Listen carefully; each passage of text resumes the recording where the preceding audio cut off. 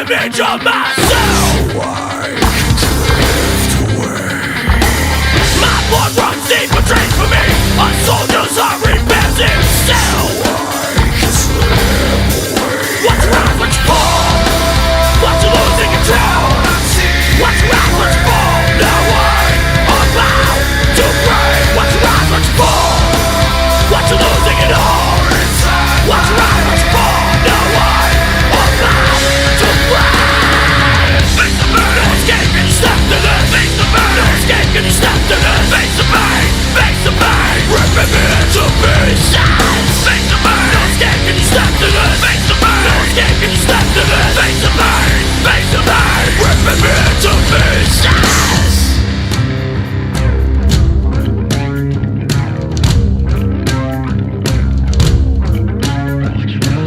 Watch you rise, watch you fall. Watch you losing control. Watch you rise, watch you fall. Now I'm about to break.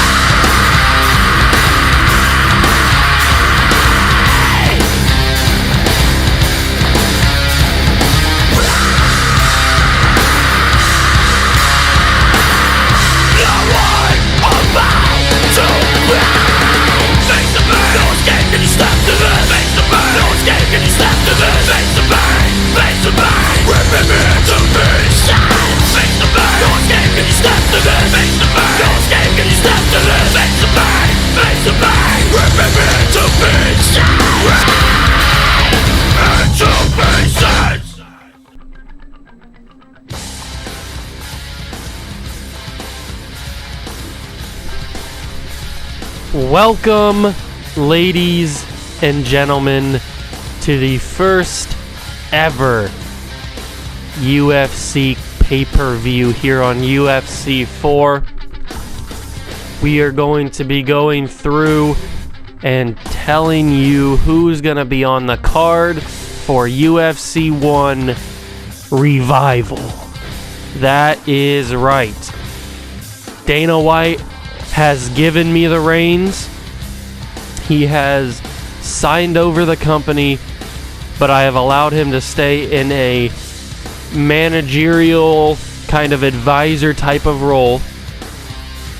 But I am now the main backer for UFC and all of its assets. So under my reign as UFC owner, I have decided to reboot the UFC in some senses. Not all new champions, but a new way of crowning them. And rebooting all of the pay-per-views. So now we start back at 0, and the first UFC in history will be main evented by Khabib Nurmagomedov versus Conor McGregor for the lightweight championship. That is the first ever main event in UFC. But here is the rest of the card. In the first fight of the night on the undercard, we have Curtis Blades versus Fabricio Werdum.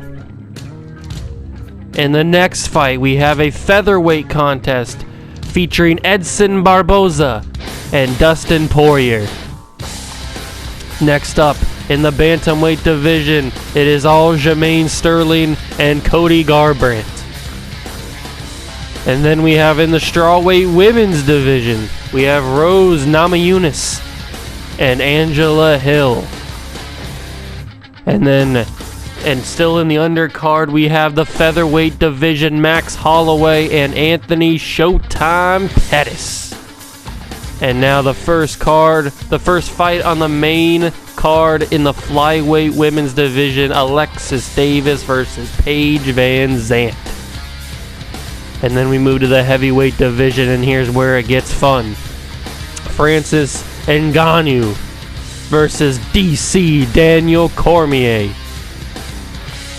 Moving on into the women's bantamweight division for the women's Bantamweight Championship, Amanda the Lioness Nunes versus Ronda Rowdy Rousey.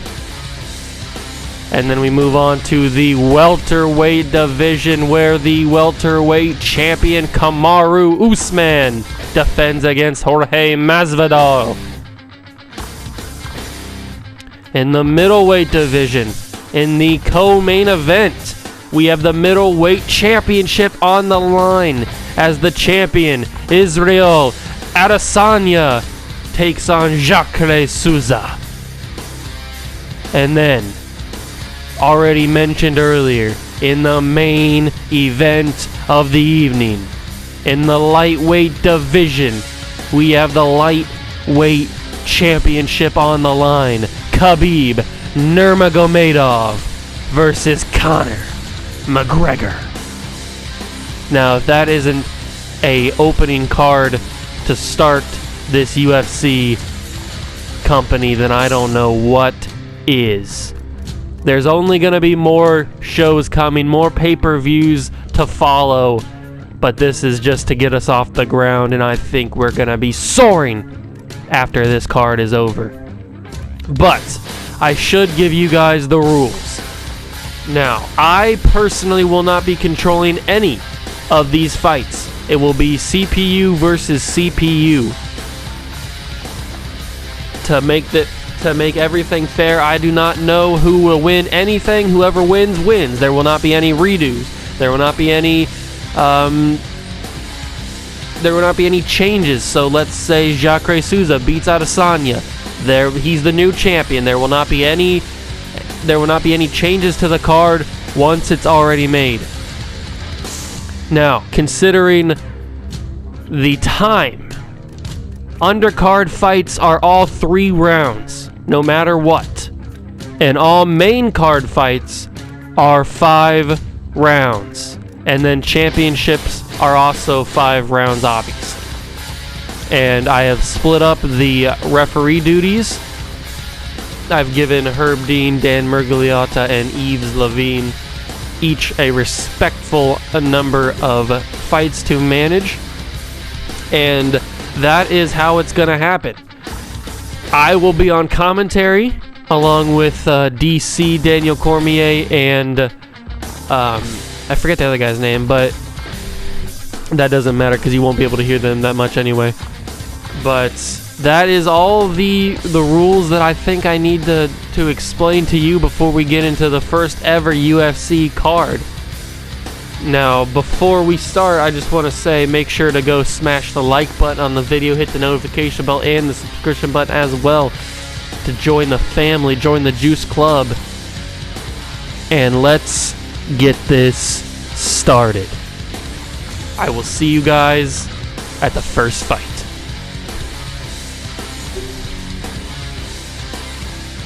Coming up next, it's a heavyweight collision between Curtis Razorblade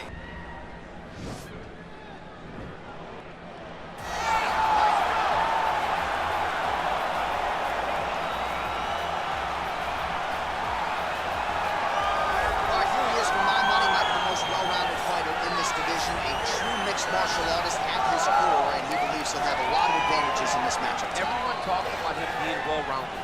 It's unbelievable to watch a guy that can do everything across the board at such a high level. Yeah, he's comfortable wherever the fight goes. Maybe he'll grapple tonight, maybe he'll strike. Makes him a hard guy to prepare for.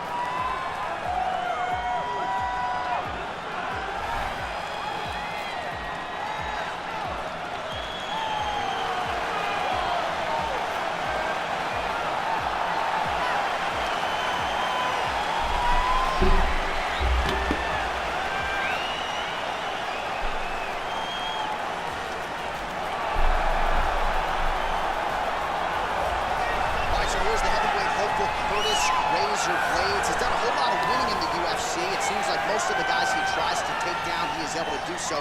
What have you seen from Curtis Blades thus far in the octagon? Curtis Blades has only been beaten by Francis Ngannou in his UFC career. So when you set him against anyone else, he's the guy that is more likely to get his hand raised. It's the wrestling ability. It's the cardio. And it's the underrated striking of Curtis Blades that makes him one of the best heavyweights in the power. Won the JUCO National Championship as a wrestler at Harvard College. That came after adversity, looking to put his best foot forward here tonight and potentially earn his first UFC championship opportunity.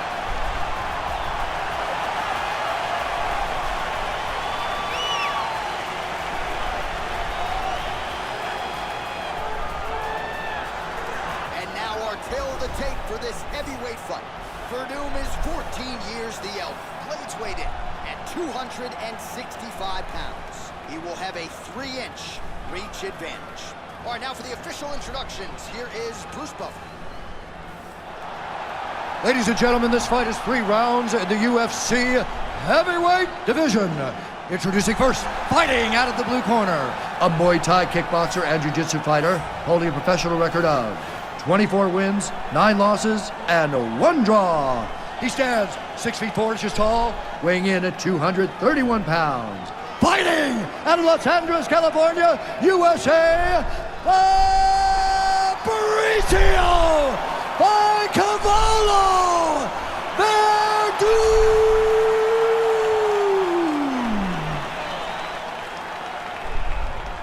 And now introducing his opponent, fighting out of the red corner, a wrestler holding a professional record of 14 wins, 2 losses, and 1 no contest. He stands 6 feet 4 inches tall, weighing in at 265 pounds. Fighting out of Chicago, Illinois, Curtis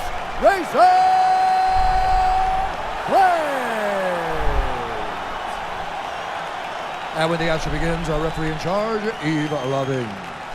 The veteran Yves Levine draws the assignment here. You ready? Are you ready? Fight! All right, ladies and gentlemen, welcome to the first card on UFC's new path. It is officially restarted. We have officially rebooted back to UFC 1, and the first fight is Curtis Razor Blades versus Fabricio Verdum. And these two men are going at it early. Verdum has him in the clinch, but he gets out of it. Good job from Blades. These two men are very well balanced. Blades a wrestler, Verdum more of a striker. And Blades with the kick early. The high kick, the high left kick. And Blades trying to take him down, but Verdum escapes. And now Verdum goes for a takedown, but Blades reverses and gets him in the clinch. And then he grabs him by the leg, but doesn't take him down. And now remember, ladies and gentlemen, all these fights matter. Even the undercard fights matter. So the rankings will come out, and where will these two men be put on in their first rankings of the UFC's reboot? And now Verdum has Blades on the ground. He's in top position. He's in the full guard here, trying to get to half guard. There he is. Verdum controlling the ground right now, puts him in a submission. Fabricio Verdum going for a submission here in the first round, trying to tap out Curtis Blades. Can he do it though? Blades looking to escape. I think he's got more of it in the bag than Fabricio would like. And Blades is out. But Verdum still has full guard. If he can get into some ground and pound positioning, then he can do some damage. But Blades does escape. That's the wrestling background. That is the wrestling background of Curtis Blades. And now he's trying to get some sort of positioning on top of the back of Fabricio. But Fabricio rolls out of it. Great job from the veteran. And now Blades has full guard. He's going to ground and pound, hitting the body, hitting the face. But Fabricio grabs him and stops the punishment for now. But these two men are grinding on the mat here. Fabricio trying to escape using some of that veteran instinct. But Blades won't let him do it. The more polished wrestler, Curtis Blades, but the veteran instincts of Fabricio. They're just going at it on the ground. Fabricio Verdum just throwing rights and lefts. And now Blades hitting the body, just working the body of Verdum. And Verdum's stamina is taking a hit now. And just these two men just pounding each other on the ground. 3 seconds left, and that's going to be the end of the first round, as Blades finishes on top of Verdum, I think that Curtis Blades wins that first round. He had a knockdown and he had a takedown, so I think Blades wins that round. That's what I'm talking about right there. He can't handle your striking. Just keep moving to your left. Just stay away from his power and just... All right, the start of round number 2. They touch gloves. The respect is there, but Blades throws a strike early. Nice front kick from Verdum, trying to keep the distance. He closes the gap with a nice uppercut on Blades. But Blades throws one back, blocked by Verdum. Ooh, overhand misses from Verdum. He tried to go for it all on that one strike. And now, nice body kick from Blades getting in the clinch, and now they're going to throw hands. And now Blades goes for a takedown, gets the takedown, and he's in a great position already on Verdum. Going to work on that body once again. And Verdum puts him in a submission. Fabricio put him in a submission. The veteran instinct from Fabricio Verdum slides into that submission, and now Curtis Blades is in trouble. But looks like Blades escapes the submission and goes back on the attack. And there it is. He's going to try and get on full mount. No, he can't do it. Verdum won't let him. This has been just a kind of grinded out kind of fight. Blades trying to slide over the body of Verdum. He can't get it, and Verdum reverses it. He counteracts it, gets on the back of Blades. What are they going to do here? Is he going to go for a submission? No, he's going to switch it. Look at the veteran, Fabricio Verdum, and he gets the full mount, and he's just going to lay into Blades. Blades not blocking. It's could be over here. Oh, Yves Levine did not step in. Curtis Blades is in some trouble now. The veteran Verdum, he knows what to do here. And he's got him in a submission. He's got him in a submission. Who's going to tap out here? It looks like Blades is going to get out of it. Looks like Blades is going to sneak out of it. And he does. And somehow turns it on to getting on top of Verdum. These two guys are tremendous on the ground. Neither one wants to give in. As we enter the final minute of this second round, Blades now has full position on the back, but Verdum, the veteran, smartly gets out of it. I have no idea who's going to win this fight, who even has won this round.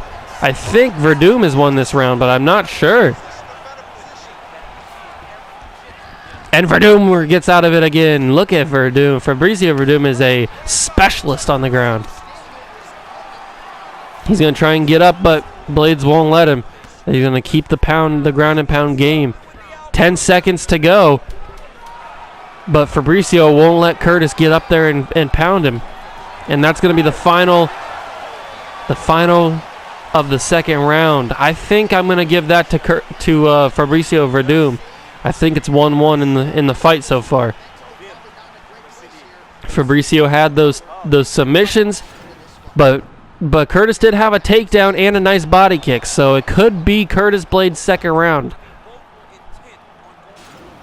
And now we enter the third and final round of this first fight here in the UFC. Fabricio comes out swinging, but Blades gets with a nice 1-2 combination. Verdum with a nice body kick from the right leg. These two men still trying to feel each other out a little bit. And Blades goes for the takedown, gets it once again. His third successful takedown of the fight. And now he gets quickly into mount position. Verdum nicely gets out of it and tries to fight it off from getting back into it. But Curtis still throwing some strikes in the ground. Fabricio going for another submission. No, Blades blocks it and still goes for it. Now he gets him again. Fabricio Verdum is hell-bent on tapping out Curtis Blades. But Blades looks like he's going to escape once again for the third time. He's going to escape the submission, and he does. Fabricio cannot lock in that submission hold. But these two men are just throwing haymakers on the ground. And Fabricio slides to the back, He gets him. Can he go for another submission? Or will Blades block it? Fabricio slips into full mount. There it is. He's going for the pound. No, Blades, nice to get out of that quickly before he can do anything. But now he's got another submission. Another submission on Curtis Blades, and this time it could be all she wrote. Will he get it? Or will Blades somehow find a way to get out of the fourth submission hold of the fight? It looks like Blades is going to be successful in getting out of it. And he is. 2 minutes and 19 seconds to go in this fight, but he just opposite arm. He goes opposite arm, and Fabricio is hell-bent on tapping out Curtis Blades. Nothing will stop him from attempting these submissions. Even though they're all unsuccessful, how will the judges rate this fight with Fabricio just determined to tap out Blades? These two men just throwing shots at each other on the ground. 1 minute 30 to go. This fight has been all wrestling here. Fabricio trying to do something.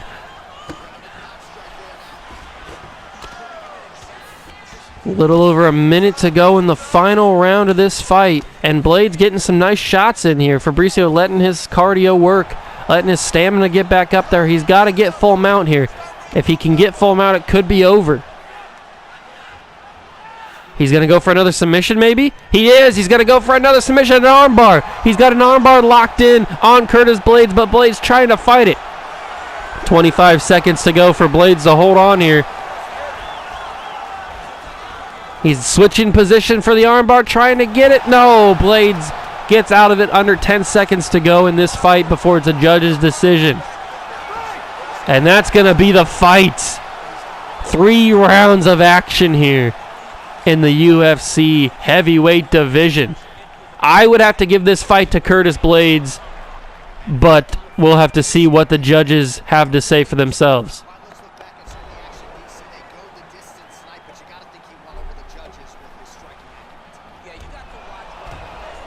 Yeah, Blades definitely hit the more deadly shots. Ladies and gentlemen, after 3 rounds, we go to the judges' scorecards for a decision. All 3 judges scored the contest 29-28. Declaring the winner by unanimous decision, Curtis Razor! All right, there we go. There you have it, folks. The first fight in UFC history is won by Curtis Blades by unanimous decision. 29-28 is the score. All 3 judges for all 3 rounds. Curtis Blades, congratulations. You have put yourself in heavyweight contention.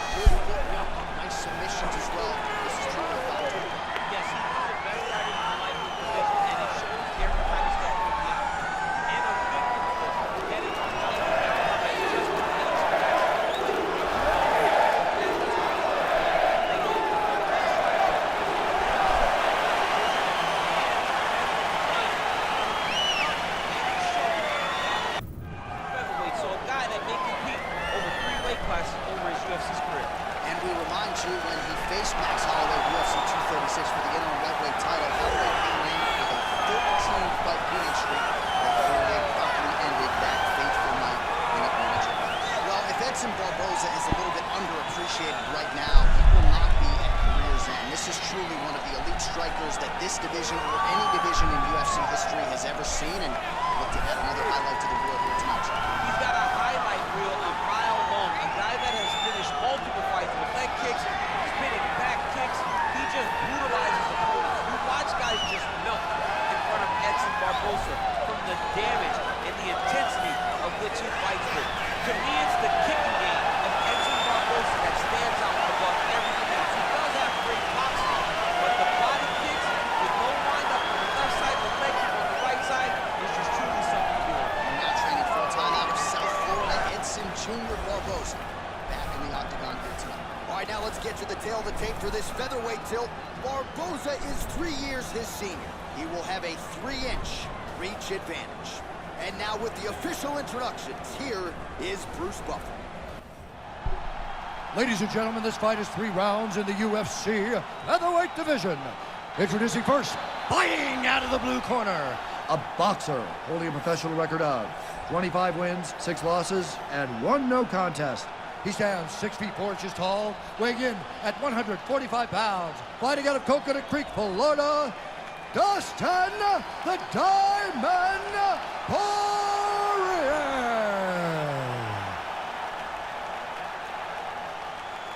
And now introducing his opponent, fighting out of the red corner, a kickboxer holding a professional record of 20 wins, 9 losses. He stands 6 feet 4 inches tall, weighing in at 145 pounds. Edson Junior Barbosa.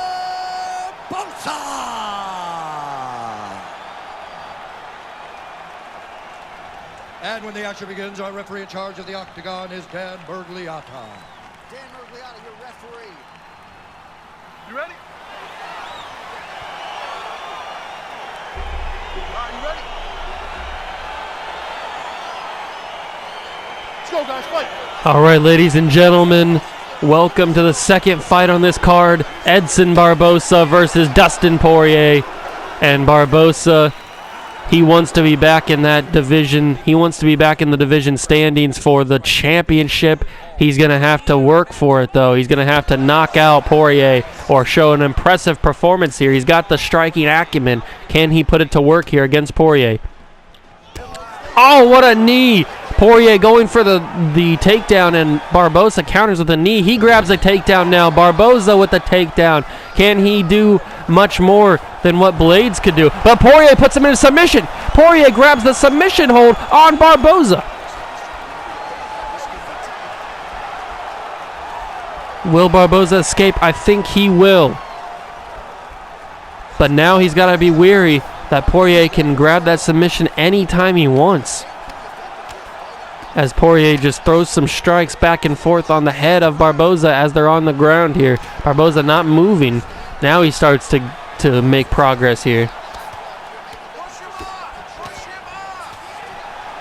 Poirier slips back to the back of Barbosa. Will he counter to get on top? Or will Barbosa reverse it back? Hey, a lot of hand fighting going on here. And now Poirier gets on top here. Dustin Poirier has the advantage now. But Barbosa slips him on his back. Can he reverse it back to get on top?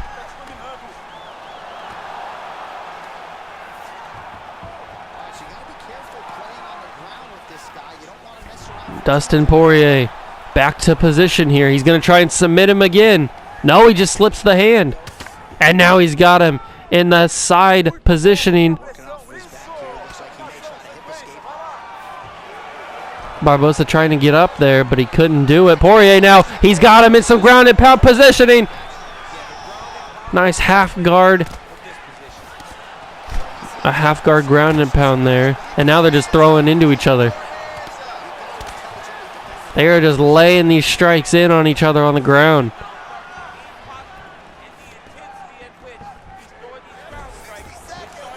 Poirier with under a minute to go. He's got him in a submission again. Dustin Poirier trying to tap out Edson Barbosa. 30 seconds to go, but Barbosa looks like he's going to slip out of it once again. And he does. 15 seconds to go as these two men still grind it out on the ground. And it looks like this first round is going to end on the ground. And it does. I'm not sure who to give that round to. You'd think you'd give it to Barbosa for getting that takedown and landing a couple good strikes. All right. That was a good round. Good round. Now let's finish this thing. Start putting your punches together. Give me 2 shots to his body and then 2. All right, folks, don't blink. Here we go. Okay, round 2, you ready? You ready? Start of the round number 2 here. Poirier comes out swinging with a leg kick. Gets the Barboza on the leg there. But Barboza's firing back with a couple strikes. These two men very good standing up, but also very good on the ground. And now in the clinch, Barboza backs him up against the cage and takes him down with a hip toss. Barboza showing his dominance here in the second round. His strength over Poirier. Back to the ground now. What are these men going to do here? Poirier trying to get out of it, gets him in a submission. Can Barboza escape?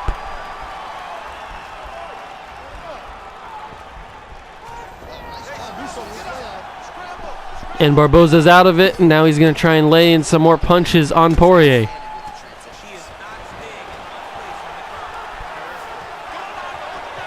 These two men want to be in the lightweight conversation for the championship, but they got to get through each other first before that talk starts happening. Now Barboza going to lay in with some ground and pound in half guard. But Poirier, nice blocking and gets him back in.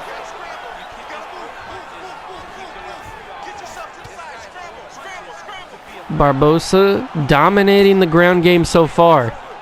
Although Poirier has been getting some nice submission holds locked in, but he hasn't been able to hold them very long. And now Poirier slips to the back. Both these men cut up a little bit. Nothing major as we enter the 2-minute mark of this fight. 2 minutes left to go. And now Poirier has some ground and pound in full mount position as he just lays into Barboza. Could we be seeing the end here? Poirier stands up on Barboza. They want to keep fighting. Nice strike from Barboza. Nice 1-2 combination. Uppercut from Poirier. Poirier, both of them are hesitant to throw anything, but whoa! Whoa! My God, did you see that? What a way to get into an armbar submission. But will it be effective enough to tap out Barboza? It will not. As we enter 1 minute left to go in this fight. What a submission from Dustin Poirier. And now with 35 seconds to go, these two men just keep fighting on the ground here. And now Barboza in full guard.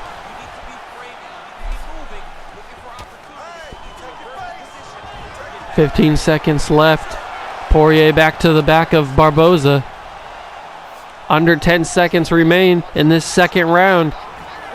And that's going to be the end of the second round. I'm not sure who's winning this fight. You'd think it would be Dustin Poirier. But also Barboza has had some nice strikes in here, but that right there, the full mount ground and pound game, those landed some nice strikes. I think Dustin Poirier won that second round. Hey, great, have a seat. Listen, that's a great round. That's what we got to continue to do. Now this round coming out, I want you to get another takedown, but make him carry some of your weight. All right, start of the third and final round here in the second fight. Poirier comes out swinging again. Barboza waits for it. Nice uppercut.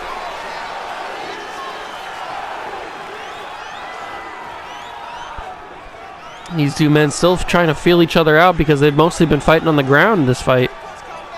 Nice little side kick from Barboza. Uppercut, spinning back fist from Barboza on Poirier.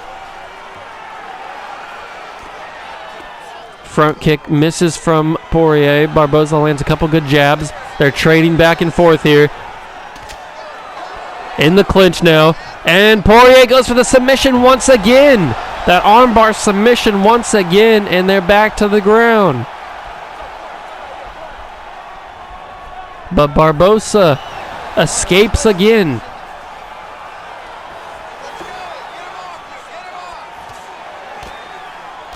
And now these two men grind it out on the ground once again, throwing strikes back and forth. Nobody really has the upper hand here. Barboza in half guard, trying to get some strikes.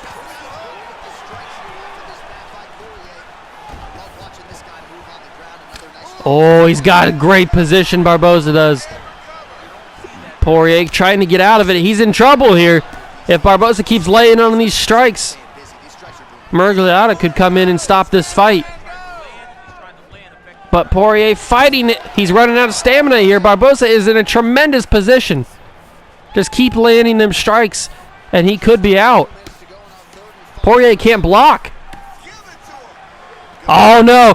Edson Barboza has him in a dangerous position, but Poirier somehow survives it.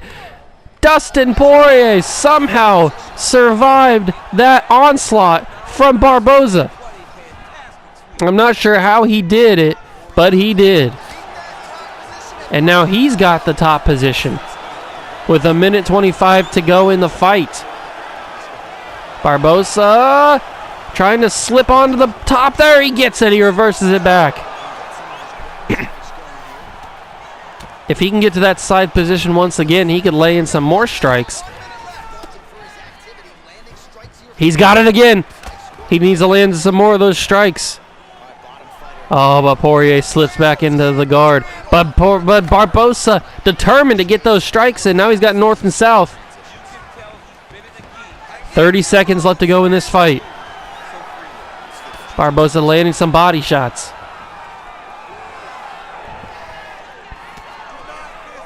Dustin Poirier is drained here with 10 seconds to go in the fight. And it looks like Barboza is going to end with the victory. You got to give that to Edson Barboza there. Barboza landed more strikes. He had more significant strikes.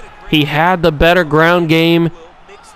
More takedowns. I think this is Barboza by unanimous.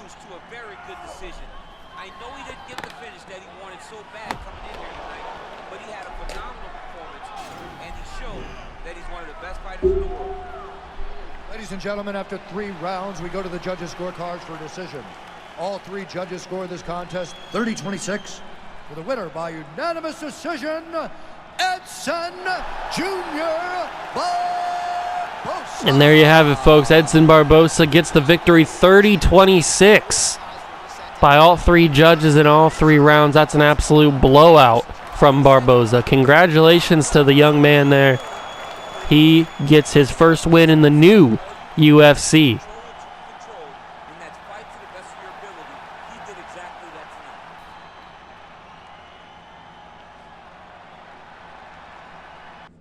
It is a bantamweight matchup between Aljamain Sterling and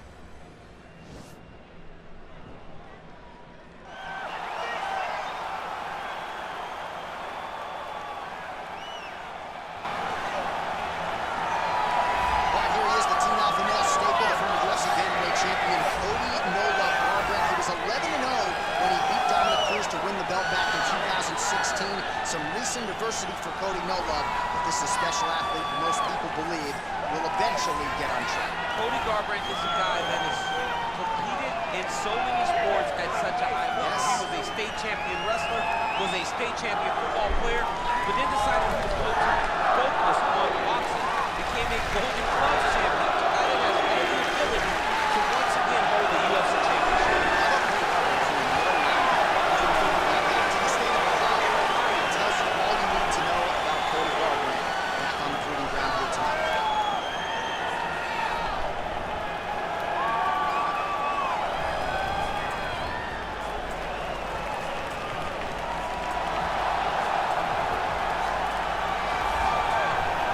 Exciting when this guy shows up on the fight card, Daniel. He is a true mixed martial artist. Not really any glaring weaknesses, at least, that he's put on film thus far. He's the new breed of fighter. Those kids that start doing everything at 6 years old. They start wrestling. They start doing jiu-jitsu. They start to box. He's one of those guys that has every one of those skills, and he does them all at an A+ level.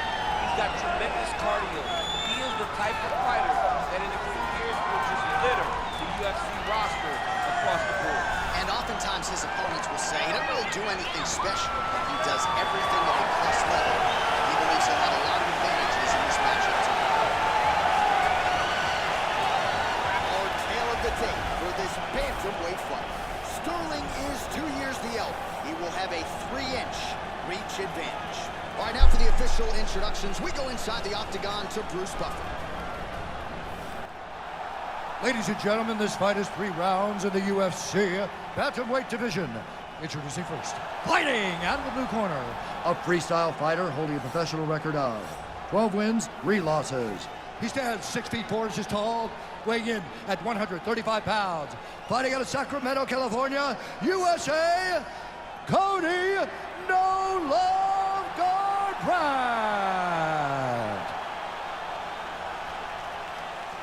And now introducing his opponent, fighting out of the red corner. This man is a mixed martial artist, holding a professional record of 19 wins, 3 losses. He stands 6 feet 4 inches tall, weighing in at 135 pounds.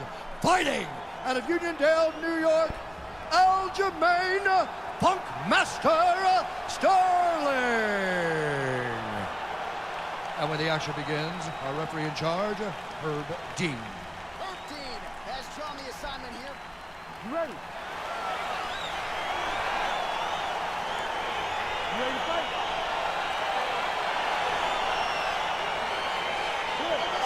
All right, ladies and gentlemen, Aljamain Sterling and Cody Garbrandt in the 3rd fight here on the undercard in the bantamweight division. Both men throwing some quick leg kicks out early. Cody waiting to see what happened, and Aljamain dives right on top of him, going straight in.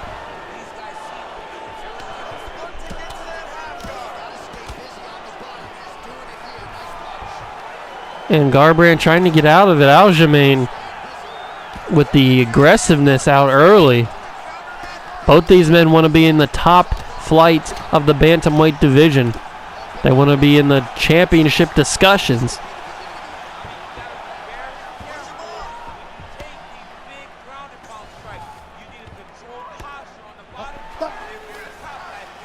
And Herb calls it. They weren't doing much.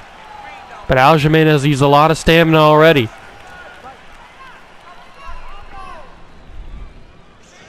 Garbrandt throws a right kick. These two men very cautious so far, just feeling each other out. Into the clinch. Garbrandt throwing some knees. Garbrandt has him up against the cage. Aljamain's in trouble here. Garbrandt with a back body drop on Sterling. That's going to hurt. He is shook after that. And Garbrandt has him in a tremendous position here. And he's got him in a submission. Is he going to tap out Aljamain Sterling? Sterling somehow surviving it. I don't know how he's even conscious after that back suplex from Garbrandt. And Sterling somehow survives it. But Garbrandt's still in a great position here.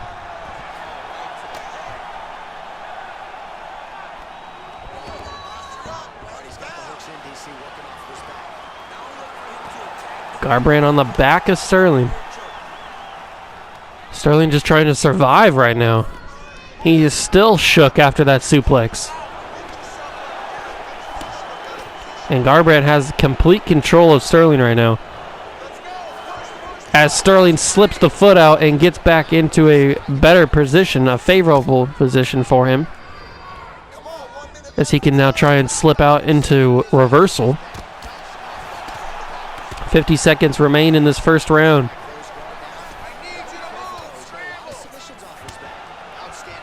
Sterling can't seem to shake Garbrandt off.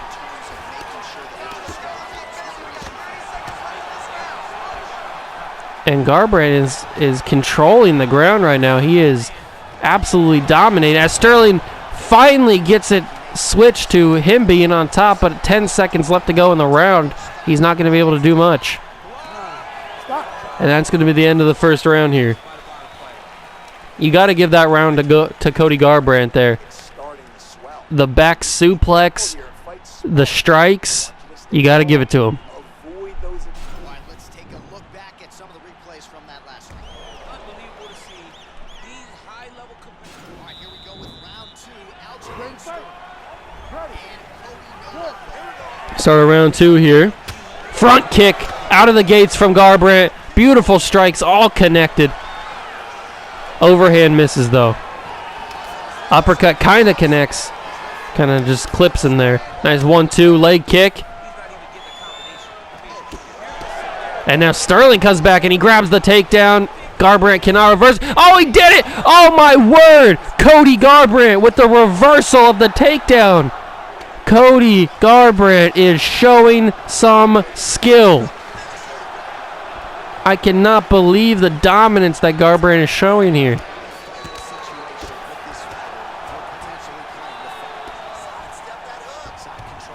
And now Garbrandt gets to side control.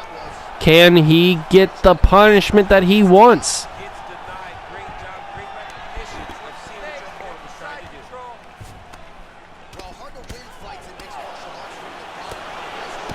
And Cody Garbrandt laying into Sterling. It could be over here. No, Sterling somehow saves himself.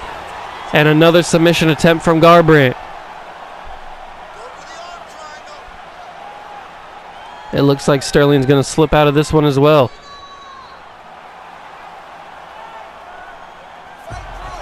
You can't deny the fact that Garbrandt wants to tap out Sterling. He just can't succeed in getting it locked in.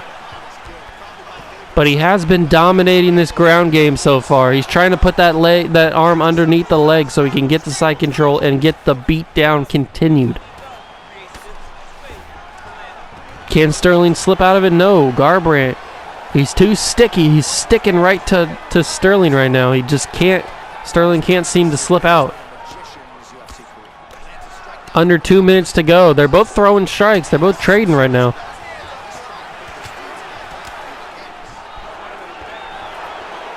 Who's going to get the upper hand here? I don't know. It looks like Garbrandt is, though. He's going to keep throwing them strikes in there. Just wear down the left side of the head and the right side of the head and all sides of the head. Another submission attempt from Garbrandt here, but it looks like Sterling's going to slip out once again.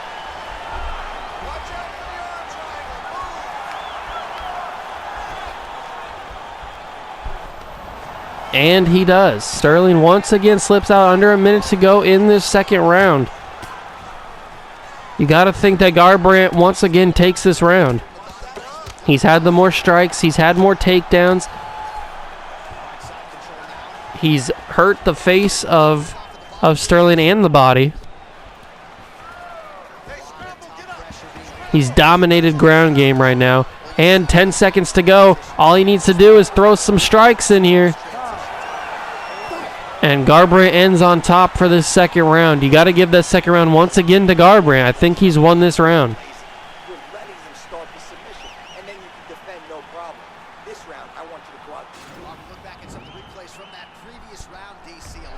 Oh, yeah, Garbrandt with some nice connections there. He definitely had some more significant strikes landed. Start of the third and final round here in the Garbrandt-Sterling fight. Oh, and Sterling comes out with a nice punch, but a Superman from Garbrandt. Are these two men going to stay striking, or are they going to go to the ground? It looks like they will go to the ground. Sterling once again, and he's laying into him. He is laying into Garbrandt here.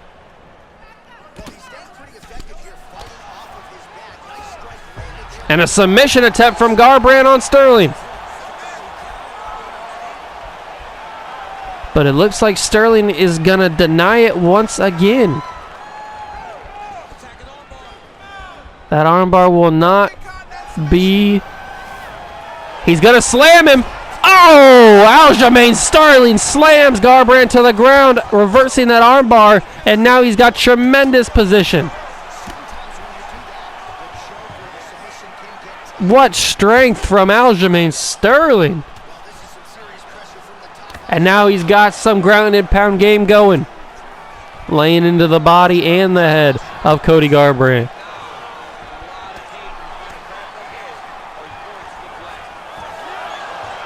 But Garbrandt seems to slip out of it.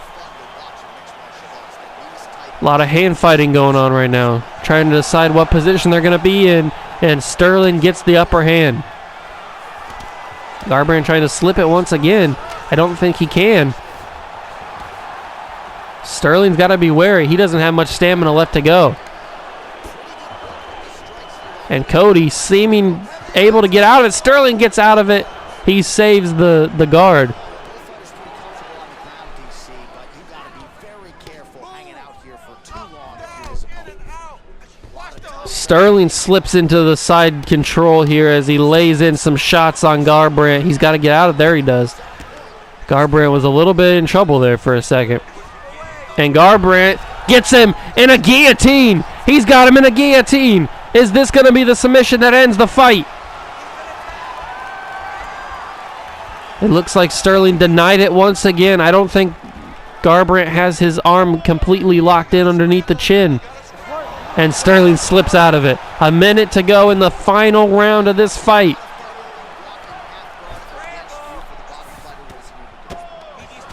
These two men still trading on the ground, even with all these submission attempts from Garbrandt. And Sterling has some nice side control, but Garbrandt slips out of it.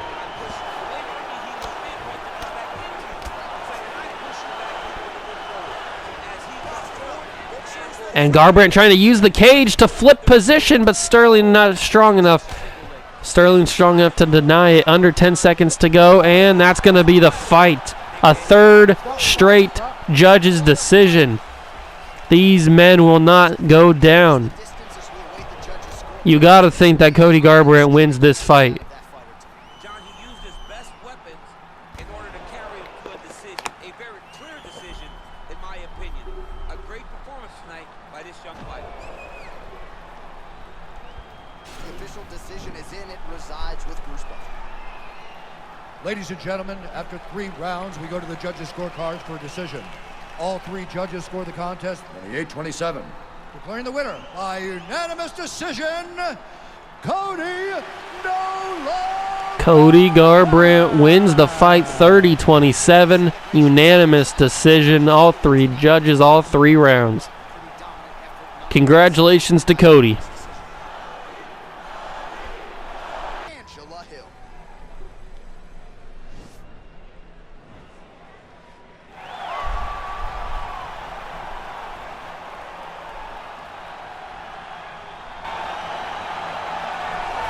She's one of the more well-rounded fighters, DC, that we have in this division. A true mixed martial artist. Her first martial art was MMA. That's her release.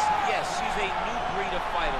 A fighter that, as a young girl, she was brought into a gym. And in that gym, she told the coaches, I don't want to wrestle. I don't want to do jiu-jitsu. I don't want to kickbox and box. I want to do it all. Is there an MMA class for my daughter to take part in?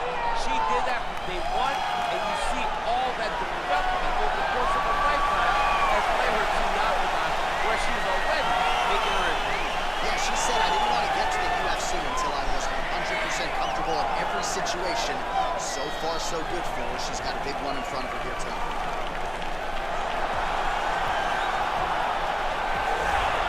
Ron, it looks to kill DC.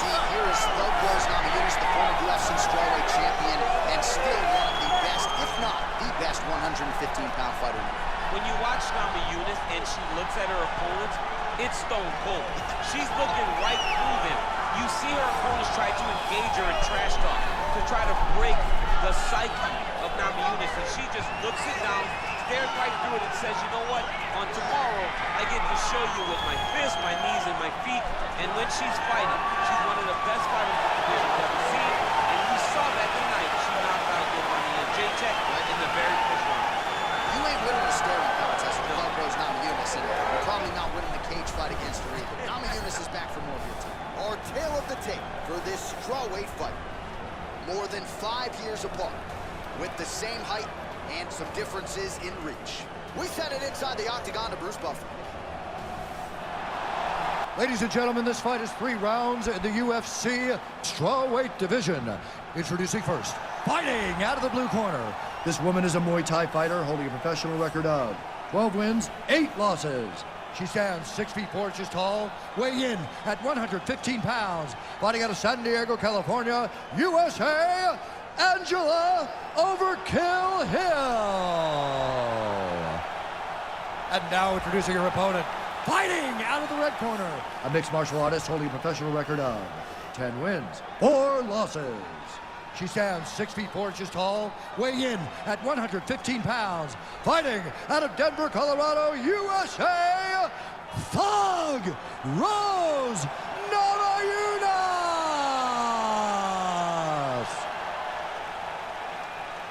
And when the action begins, our referee in charge, Eve Levine.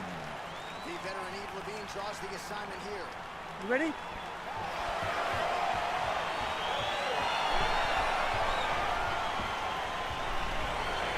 You ready?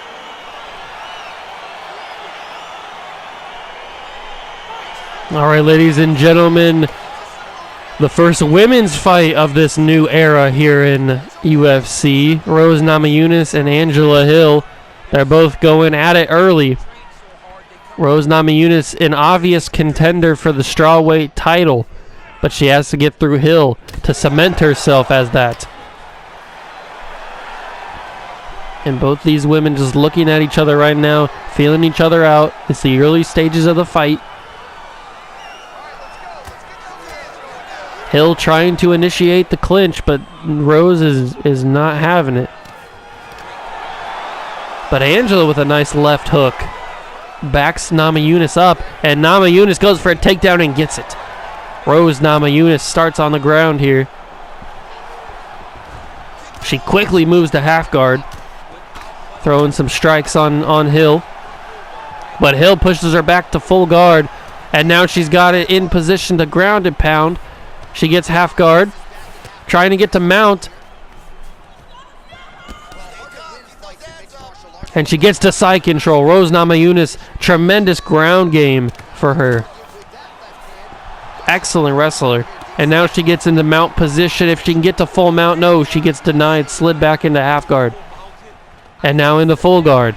Angela Hill trying to slip out of it. She gets a guillotine locked in on Rose Namajunas. Can this be it early? I don't think Angela Hill's arm is underneath the chin.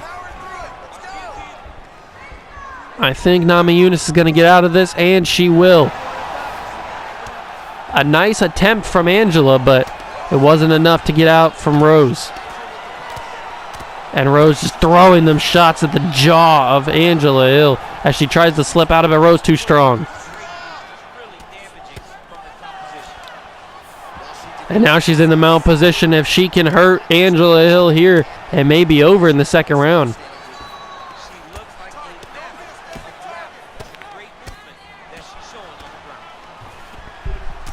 Rose Namajunas dominating this first round here on the ground, landing more strikes, landing that takedown, and now she's got the ground and pound. She's throwing some shots, throwing some haymakers on the ground here. Under a minute to go in this first round. But another guillotine attempt from Angela Hill. I think it's going to be the same fate as the first attempt. Rose is looking like she's going to escape it once again. Let's get those hands off your neck now. And she does. Rose is out once again. Back to laying in on Angela Hill's jaw. 10 seconds left in this first round here. And Rose Namajunas overwhelmingly wins that first round.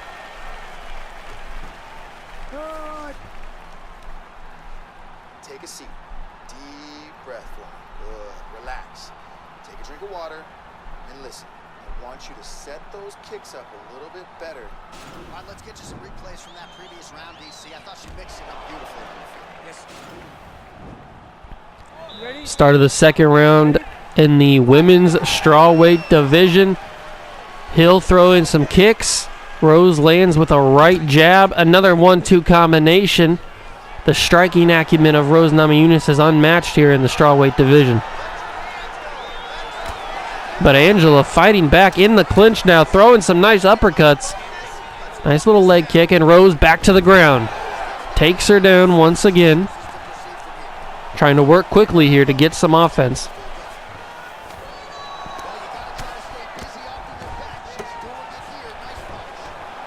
Angela, nice job defending the ground game here. Not letting Rose quickly get to mount position or side control. And Angela actually gets out of it, slips to the back of Rose, and now Angela has some opportunity here. Angela Hill's first time being on top here in the ground. She denies the attempt at reversal from Rose, and now she's got side control, laying some shots in with the left hand. Rose can't seem to slip out of it. 3 minutes to go in the round. Angela back on top. And now she's got full mount. Rose is in trouble here. Angela Hill laying in with some rights and lefts. But Angela Hill lets her get to the back. And it may be what she wanted it all along, because now she's got a chokehold. She's got a chokehold on Rose. Will this be the end of Rose Namajunas? Switching sides, but it looks like Rose is going to defend it. Good job from Namajunas, able to defend that submission hold once again.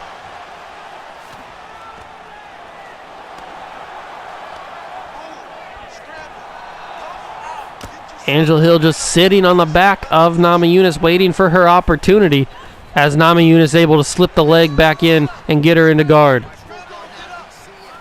If Namajunas can escape this, the strength of Angela Hill to pull that back.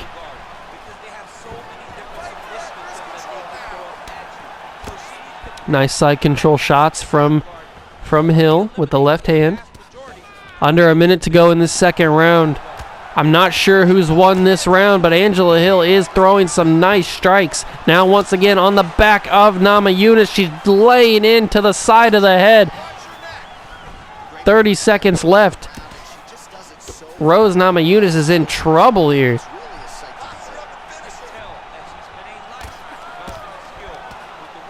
Nice body shots to Namajunas. 10 seconds to go. Angela Hill has dominated this round on the ground here.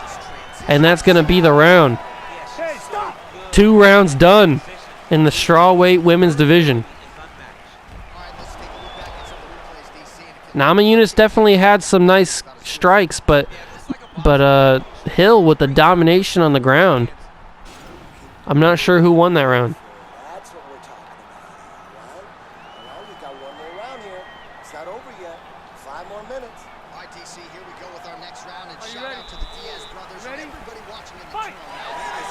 Third round here in the strawweight women's division. A touch of gloves showing the respect earned between these two women. A spinning back kick missed by Hill. Namajunas going for some nice quick jabs. So is Hill. Oh, an overhand left from Namajunas. Both these women. Oh, front kick. And a Superman from Namajunas. Attempted takedown missed by Hill, but gained by Namajunas. And now a submission attempt on Namajunas from Hill. Another attempt at tapping out Namajunas. I don't think it's going to work.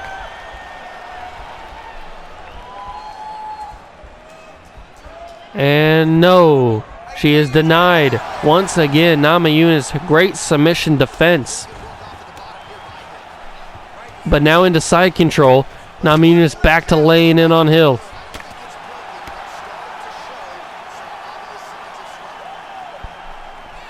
Three minutes left in this final round of the fight. And Namajunas starting to dominate the top game again. If Hill can slip out of this, then she could have a great opportunity to get some more offense in. But I don't think Rose is going to let her. Rose into mount. Oh no, she's in trouble here. Oh, she slipped it back to guard. And there it is, side control once again. Perfect opportunity to lay some shots in, but Hill is able to reverse it. But now Rose getting some more lefts in there. Angela Hill is in trouble here. Her face has got to be hurting. It's beat up. Rose just laying those shots in right on the side of the head. A minute 30 left in this fight. These two women have just grounded and pounded each other.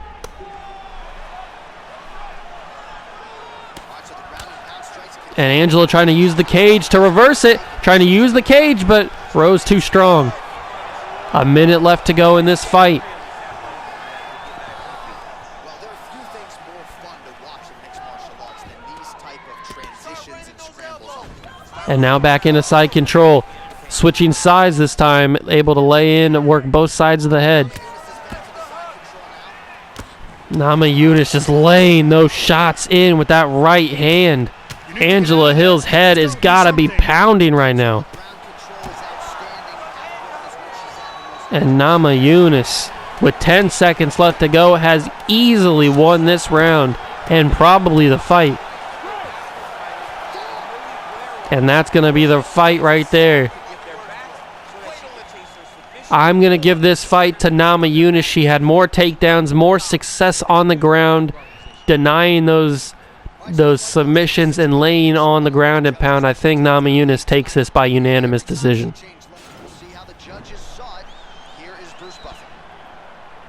Ladies and gentlemen, after 3 rounds, we go to the judges' scorecards for decision.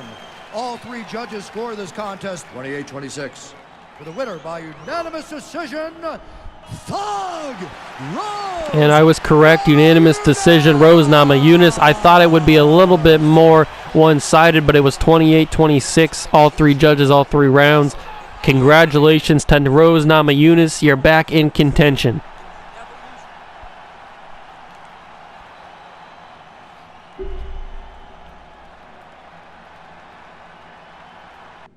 Coming up next, we get to a featherweight tilt between Max Holloway and...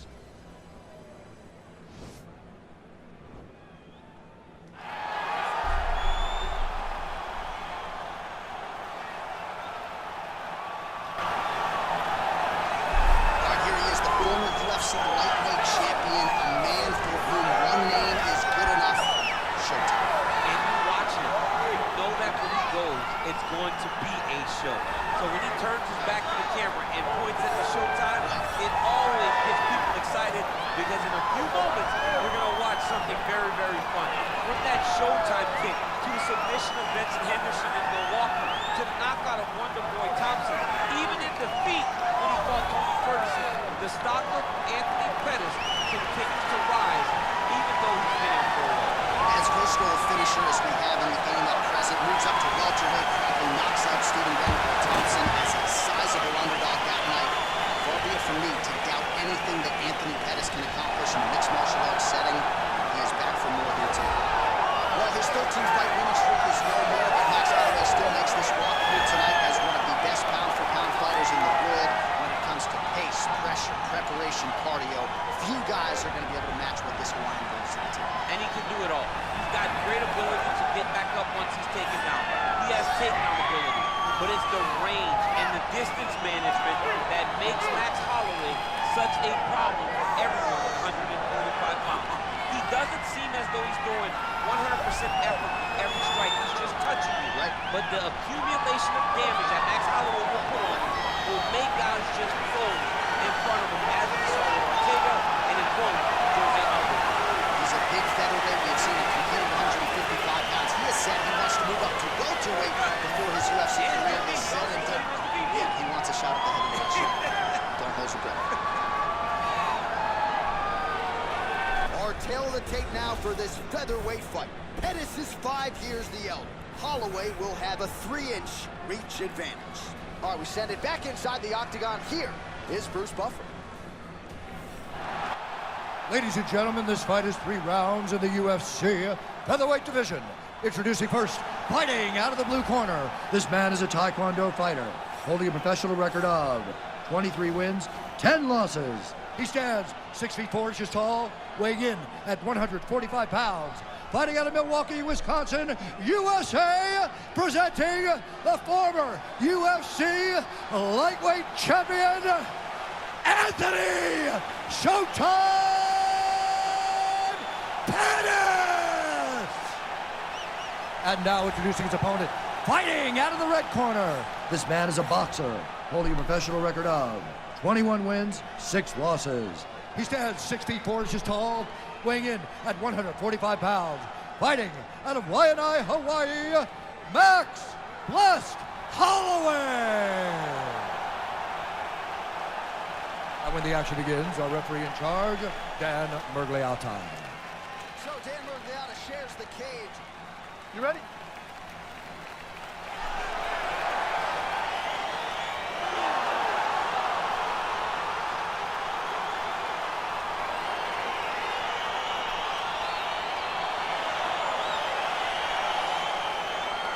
Let's go, guys. Fight. All right, ladies and gentlemen, the final fight on the undercard here in UFC 1 Revival.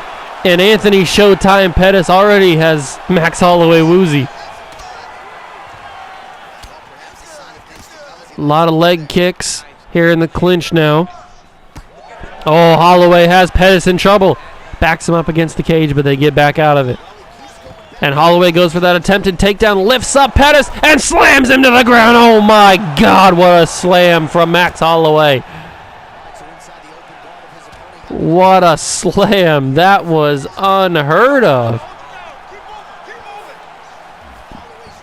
We'll see what Showtime can do in defending the ground game here. And he gets him in a leg submission. Wow. Can Max Holloway escape this little leg lock here?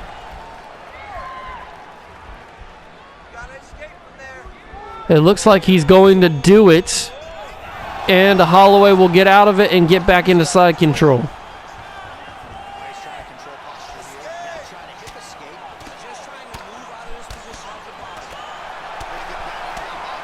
Holloway landing some nice strikes on Pettis, slips to the back, and he's laying in some shots on Holloway. Holloway's got to get out of this position.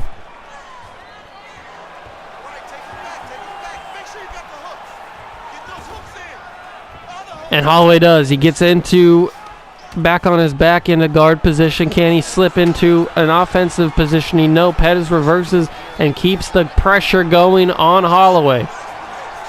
Trying to slip underneath. He's got him in an armbar. Pettis attempting an armbar submission here.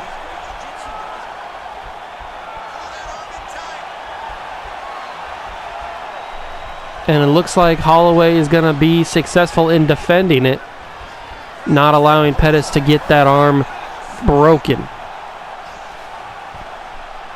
Minute 13 to go in the first round.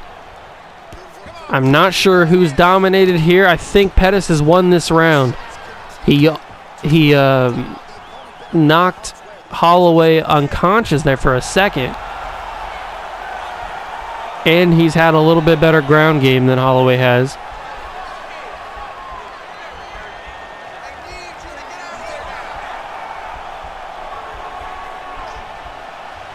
Another submission defended by Max Holloway, though, as Pettis just lays in on those shots to the head into the full mount positioning. 5 seconds left. Pettis starting to throw some strikes at the very end of the round. Saved by the bell is Max Holloway. Anthony Pettis wins the round.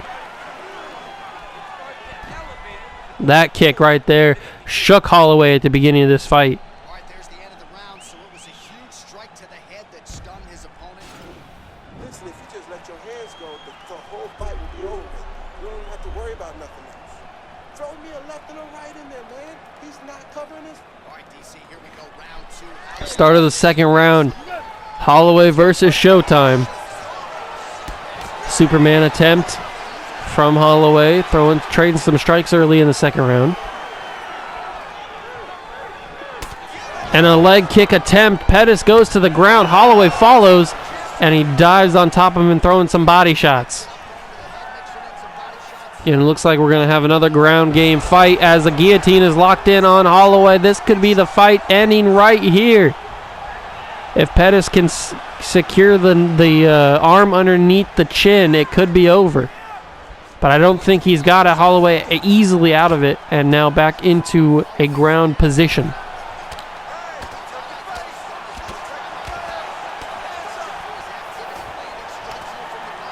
Holloway's got to be careful of that stamina. He can't let it go all at once, or Pettis is going to easily do something like that where he gets into side control now, and Anthony Showtime Pettis has a chance to dominate even more. He's very comfortable fighting off this back, DC. Now looks like he's trying to hip escape. Yeah, he's trying to hip escape.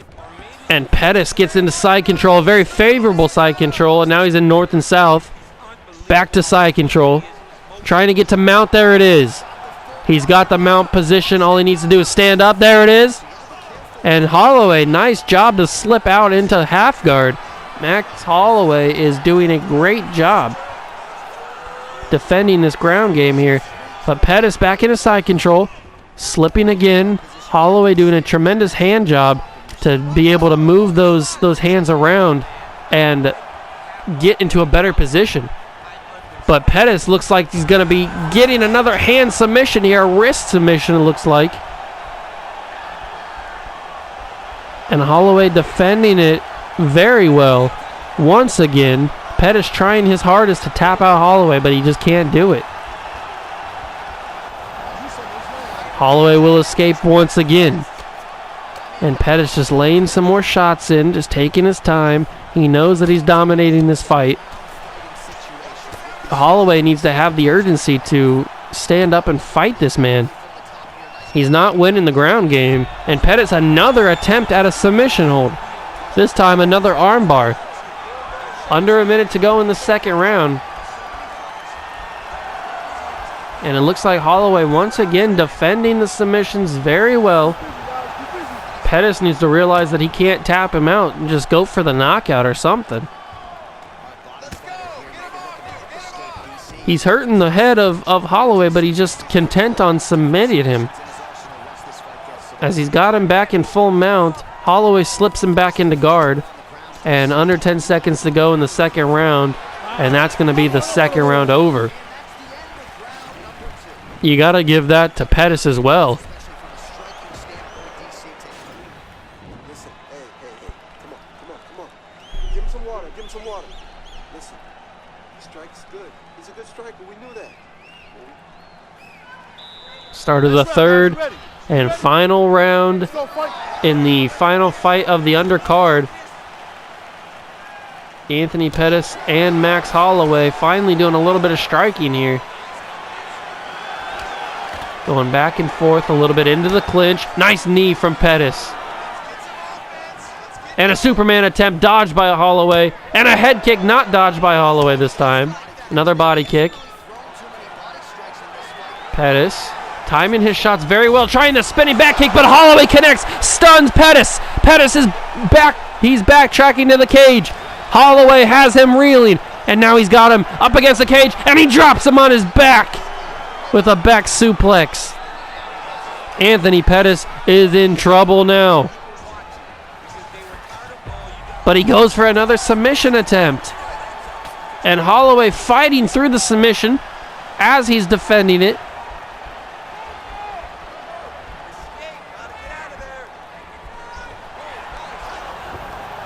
Holloway does, in fact, get out of the submission.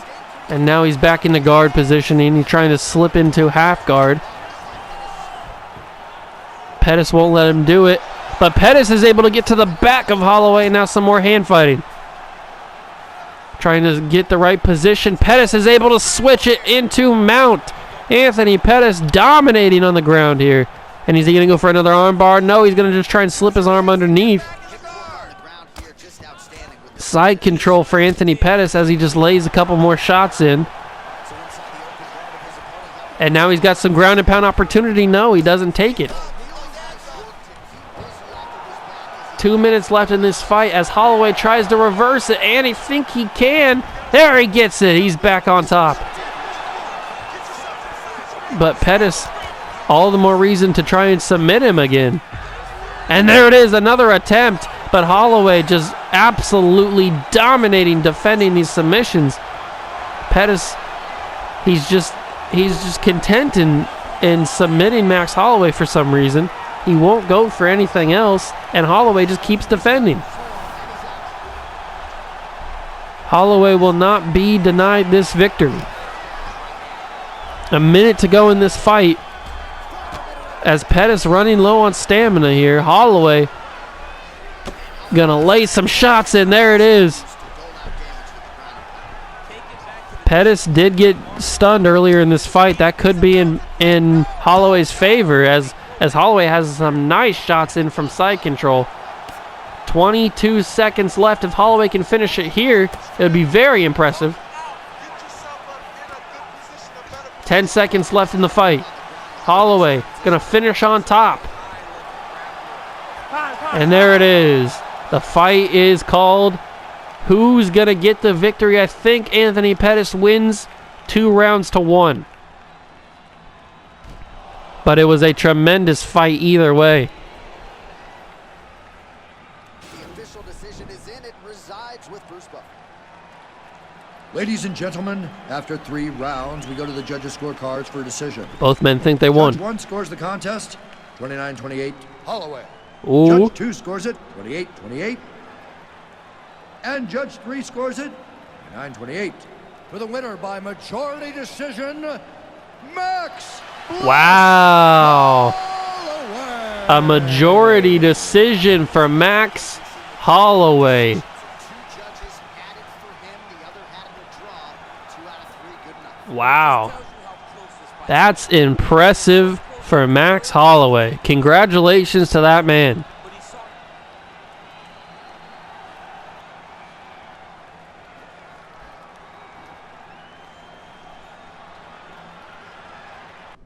Coming up next, it's a flyweight matchup between Alexis David.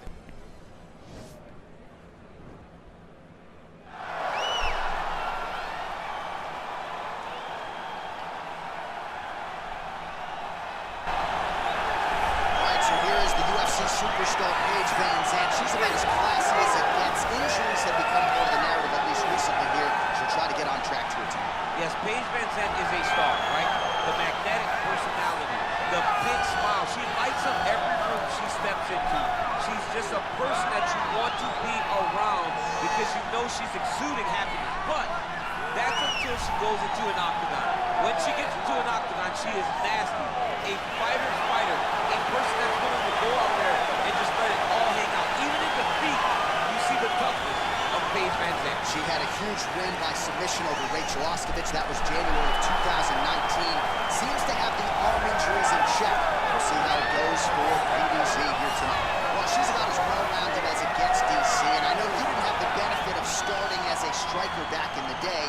First day she stepped in a gym, she was mixing all the different disciplines, and the results certainly speak to that commitment and dedication. It shows in her ability to fight high-level competition right away. She does not need fights to build her up. She's prepared to fight the wrestler. She's prepared to fight the grappler. She's prepared to do a kickboxing match with the best kickboxer. Her life has prepared her for these moments. All the training, all the sessions, all the private sessions has made her ready to compete for a title right away. Yeah, I would agree, and at least the early returns are that she looks comfortable and confident in every discipline and every martial arts situation. All right, without further delay, let's get you tonight's tale of the tape. So a more than 5-year gap between these two fighters when it comes to the age, with the same height and some differences in reach. Here is Ladies and gentlemen, this is the main event of the evening. It's not. And when the action begins, our referee in charge of the octagon is Herb Dean. And now, this is the moment UFC fans around the world have been waiting for. Live from the MGM Grand Garden Arena in Las Vegas, it's time! 5 rounds in the UFC flyweight division. Introducing first, fighting out of the blue corner. This woman is a freestyle fighter, holding a professional record of 8 wins, 4 losses. She stands 6 feet 4 inches tall, weighing in at 125 pounds. Fighting out of Portland, Oregon, 12-gauge Paige Van Zandt. And now introducing her opponent, fighting out of the red corner. This woman is a mixed martial artist, holding a professional record of 19 wins, 10 losses. She stands 6 feet 4 inches tall, weighing in at 125 pounds. Fighting out of San Jose, California, Alexis Davis!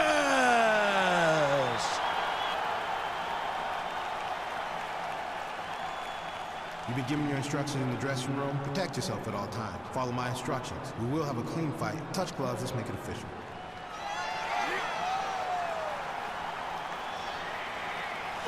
It's only a main event fight because it's 5 rounds.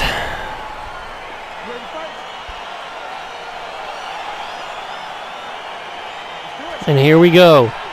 5 rounds in the flyweight division. Starts with a bicycle kick for Paige Van Zandt. Alexis Davis with a nice 1-2 combination. And immediately goes to the ground.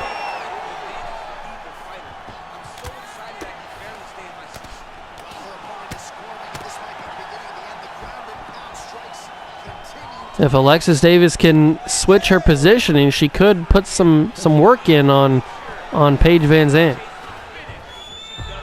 But Van Zandt goes for a guillotine submission, and it looks like it's going to be defended well by Davis.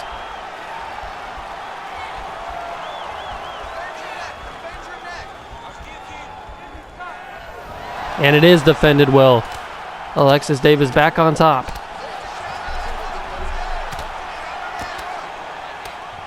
Just laying some shots in on Van Zandt here.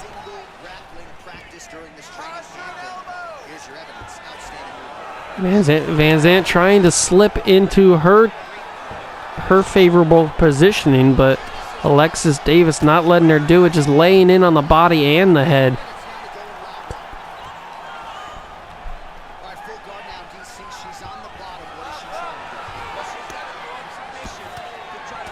Davis just throwing those body shots in there, hurting the body of Van Zandt here. Now she's in side control. Can she get some shots on the head?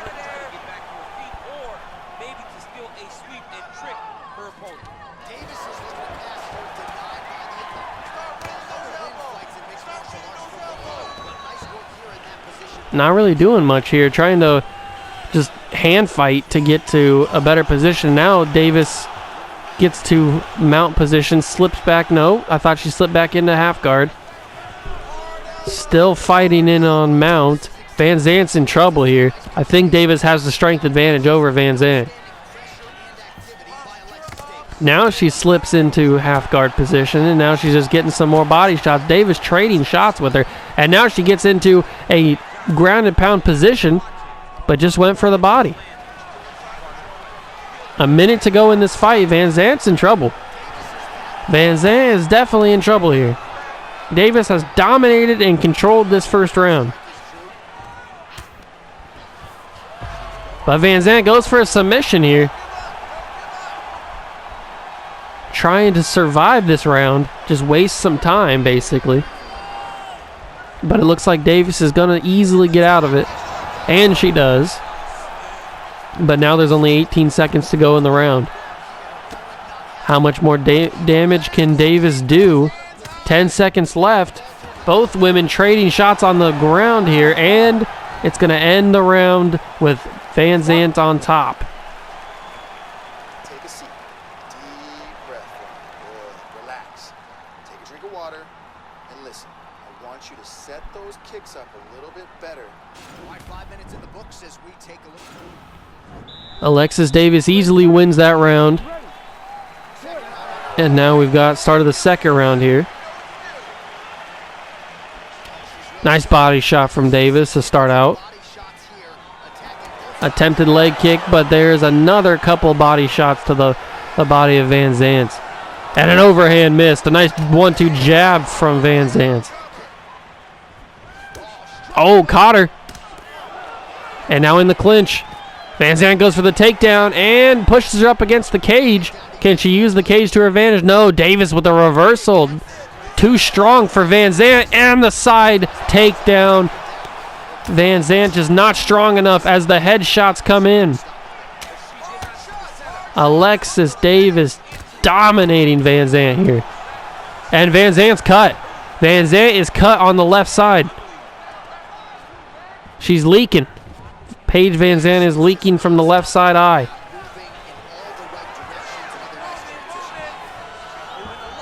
And Van Zandt, nice to get up there. But she's got to be wary of that left eye. I think it's cut above the eyebrow. And a body shot and a kick. Nice combination from Alexis Davis. Misses that hook. And an attempted takedown, gets it. Right up against the cage. But Van Zandt goes for a guillotine again, trying to survive this ground and pound game from Alexis Davis.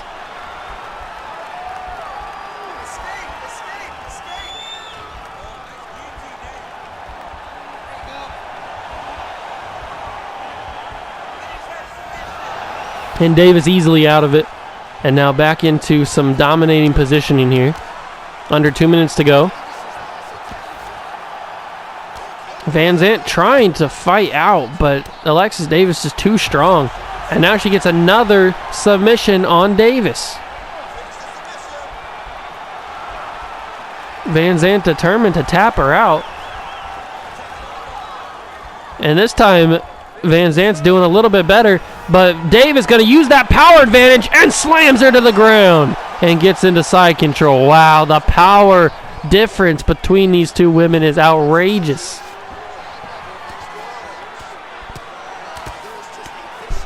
Van Zandt still cut above the left eye. She's got to be weary of that. Davis could really put some pressure on that eye. She's throwing those jabs in there with 34 seconds to go. The strength advantage just outmatched here. And now she's in side control here. She's going to lay some shots in on the head of Van Zandt. 15 seconds to go.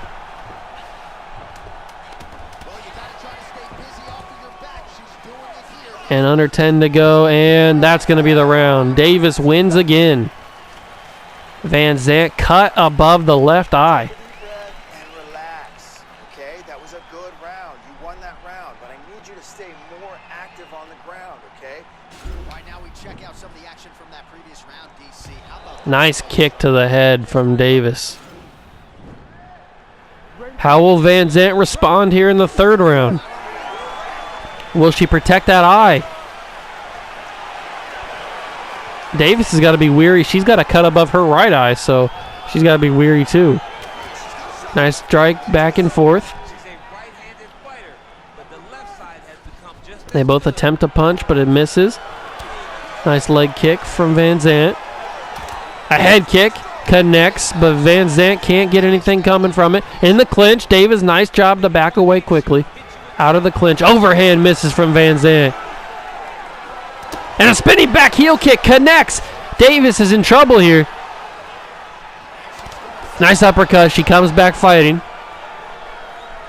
These two women standing and striking. Front kick lands from Davis.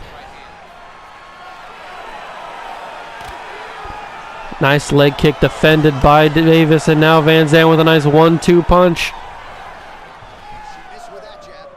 Goes for the head kick, misses. Van Zandt tries to get an uppercut, but Davis goes for a takedown again and gets it. And now a submission attempt from Paige Van Zandt.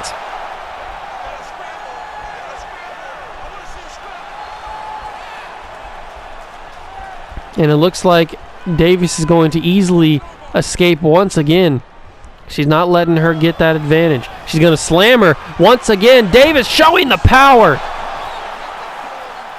Showing her power over Van Zandt once again.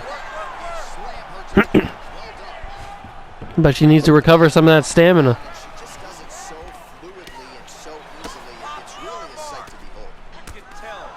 2 minutes left in the third round.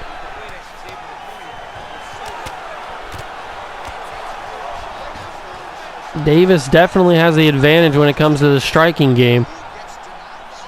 But now she's going to sit there and get her stamina back up. Take a little bit of a breather. Paige Van Zandt's cut seems to be open up once again, but so does Davis. Davis looks to be bleeding once again. And Van Zandt, nice work to get to the mount position. Now she can do some work on Davis. And she goes for a submission. With a minute to go in the third round. It looks like Davis once again will easily get out of it. But Van Zandt's still on top. Davis trying to throw her off. 30 seconds to go. Back into half guard. As your chin is going down, your opponent's going to be attacking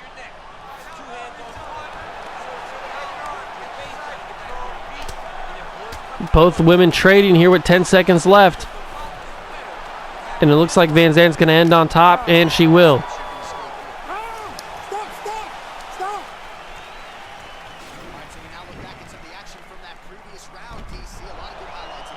A nice head kick from Van Zant early in that round.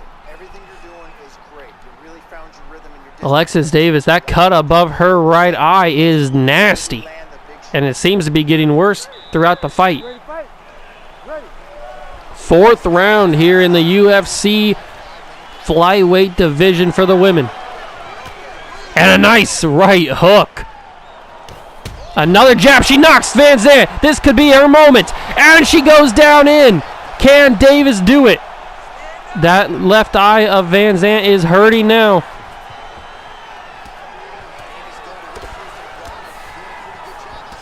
Van Zant fighting for her life here as Davis just continuing to maul her opponent.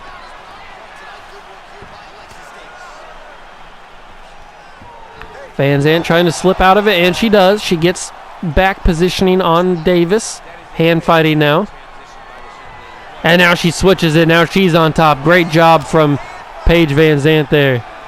If she can get some full mount positioning, she could be in the clear here, but she goes for a submission, and Davis once again will defend it with ease.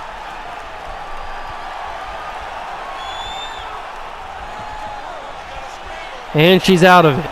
But Van Zant still has full mount. She could get some shots in here, and she's going to take them. Target that right eye if you can. Under 3 minutes to go in the fourth round of this fight. And there it is. Some nice shots here, but Van Zant's stamina is low. This could be Davis's opportunity to take advantage, but Van Zant drawing some blood here from Alexis Davis. She's going to attempt another submission hold, this time on the left arm. And it looks like Davis will once again reverse it and get out of it.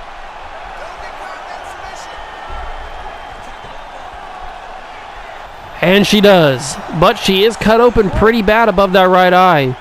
If Van Zant's smart, she'll target it. And there she is. She's targeting it right now. She needs to get some stronger strikes in there, though, before Davis gets out of it. And she is able to knock her back down. And side guard, perfect position to hurt that right eye. Back to mount positioning. 1:15 to go. And she's in full mount. No. She gets pushed back to guard, but she's going to get some body shots in there. Nice body shots from Van Zant on the left side of that body. Now she's in side positioning. But Davis slips her back into the guard. 45 seconds to go in the fourth round. These women are gladiators right now. Back into the mount. Trying so desperately to get that submission. She will not quit until she taps out Alexis Davis, but Alexis Davis will not tap out. She keeps defending these submissions to perfection. Under 10 seconds to go. I think this is how this round's going to end. And it does. Van Zant's eye is looking a little bit better. It's underneath the eye instead of above the eye like Davis is. And here we go. Fifth and final round here in the flyweight division of the women. Leg kick by both women. Another one to Davis from Van Zant, and then a right hook. Goes for the high kick, misses. Body shot from Davis. And a hit and a punch, knocking Van Zant back a little bit. These women just feeling each other out here in the fifth round. Haven't had much striking game, but an uppercut, and she rocks Paige Van Zant, but she defends it perfectly, gets into the control, but Davis too strong for Van Zant, and it looks like she's going to hip toss her again to the ground. Paige Van Zant was rocked. She went with instinct to get that takedown attempt, but it went to her disadvantage because Davis is too strong.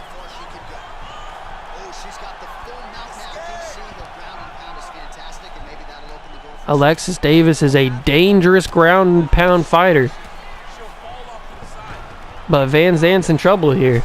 with 3 minutes to go. She's got to survive for 3 minutes with that eye injury. And Davis just landing shot after shot in the guard position, but another submission attempt just to try and survive. Paige Van Zandt just trying to waste time before the round is over and the fight is over. But Davis will not be tapped out again, defending it perfectly.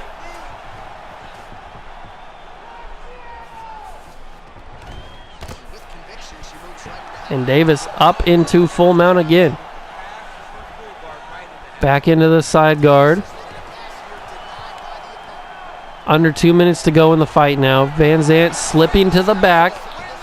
Great job by Paige Van Zandt, able to switch positions into the back. Now getting on top of her back, mounting on top of Davis. But Davis able to reverse it.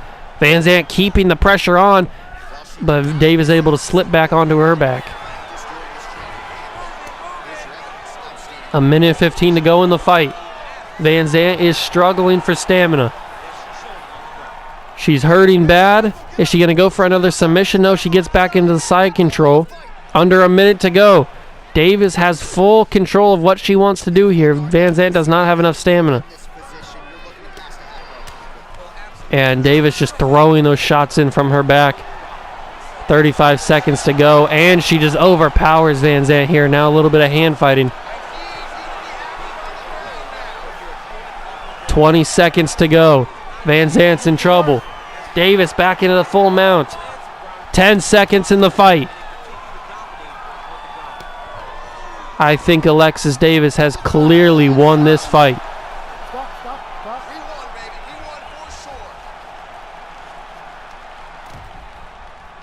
The official decision is now in. Here is Bruce Buffer. Ladies and gentlemen, after 5 rounds, we go to the judges' scorecards for a decision. All 3 judges score the contest 50-43. Declaring the winner by unanimous decision, Alexis Davis. Easily won by Alexis Davis. She had more significant strikes, more total strikes landed, better domination on the ground, more takedowns.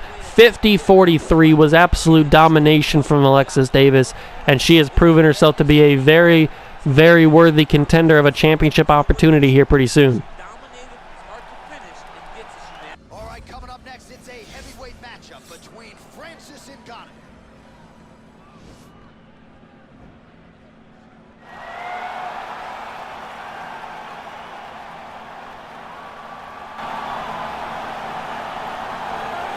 Well, it's a short list of men and women who have held UFC belts simultaneously in 2 divisions, and goddamn it, DC, you're on that list, man. Let's see how it goes for you here tonight, though. You're the underdog. I'm one of the blessed ones, Sean, to have been able to accomplish the things that I've accomplished, but it's taken a lot of hard work. Really focus on training, having a great team at the American Boxing Academy. As I talk to you guys tonight, I am trying to show all the work that I have put in and hope that it's enough to get the hand raised once again inside the UFC company. It is amazing to think that you didn't get your start in mixed martial arts until you were 31 years old. And one thing I've always said about you, even if it hasn't been the greatest training camp of your life, you have a penchant for rising to the occasion. There's something about fight night and those bright lights that once you sort of flip that switch, you're able to excel in a lot of aspects. Well, DC, you made my retirement. This guy becomes the #1 heavyweight contender. Francis Ngannou, the power threat, born in Cameroon, raised in France, and has carved out quite a nice niche here thus far in the UFC. Yes, he has. He's a very scary fighter. The knockout reel of Francis Ngannou is crazy, and the names now are starting to pile up. If you can knock out Alistair Overeem, Curtis Blades, and Cain Velasquez, people will take notice. It's just this confidence and this calmness about Francis that makes him even scarier than all of his physical attributes, is his ability to really stand in there and know that it only takes one shot and he could be wearing the UFC championship. And UFC 218 was so good that that knockout of Alistair Overeem did not even earn Francis Ngannou a bonus. Wow, that's insane. That's not true. Don't shoot the messenger. I will shoot the messenger. Don't shoot Ngannou. He'll come right through it. And now our tail of the tape for this heavyweight fight. Ngannou is 33. Cormier is 41. Ngannou is 5 inches tall. He will have an 11-inch reach advantage. Ladies and gentlemen, this is the main event. Still not the main event. of the evening. And when the action begins, our referee in charge of the Octagon, Herb Dean. And now, this is the moment UFC fans around the world have been waiting for. Live from the MGM Grand Garden Arena in Las Vegas, it's time! 5 rounds in the UFC heavyweight division. Introducing first, fighting out of the blue corner. This man is a freestyle fighter holding a professional record of 22 wins, 2 losses, and 1 no contest. He stands 5 feet 11 inches tall, weighing in at 248 pounds. Fighting out of San Jose, California, Daniel D.C. Cormier. And now introducing his opponent, fighting out of the red corner. This man is a boxer, holding a professional record of 15 wins, 3 losses. He stands 6 feet 4 inches tall, weighing in at 250 pounds. Fighting out of Paris, France, Francis the Predator Ngannou.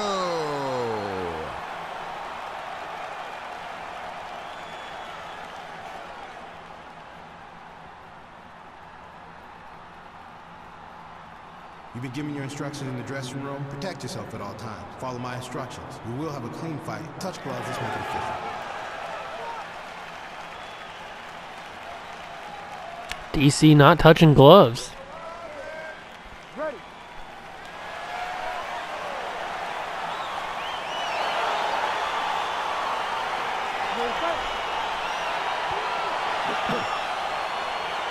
And here we go, ladies and gentlemen, 5 rounds in the heavyweight division. Francis Ngannou versus Daniel Cormier.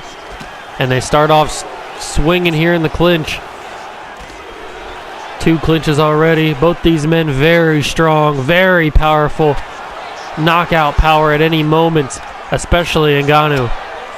And these 2 men are just going at it early. No feeling out process, nothing. And Cormier goes for a takedown, but Ngannou blocks it. And now he's got him up against the cage.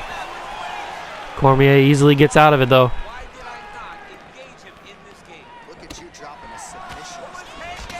And Ngannou going for a strike, but Cormier with a side takedown. The hip toss, and gets Ngannou on the ground. This is where DC strives, and he's going for a submission here. He may be able to get him. He's got Ngannou in a tricky position here. Ngannou's trying to fight it out, but DC may have him here. Daniel Cormier may have a first-round submission of Francis Ngannou. Daniel Cormier tightening that grip. Underneath the chin, it's over. Ngannou's out. Daniel Cormier has tapped out Francis Ngannou in the first round. Quick work from Daniel Cormier. He makes quick work of Francis Ngannou, and Daniel DC Cormier has won this fight. Wow. The hip toss into the submission. I cannot believe my eyes. He has silenced Francis Ngannou. That's going to hurt him in the division.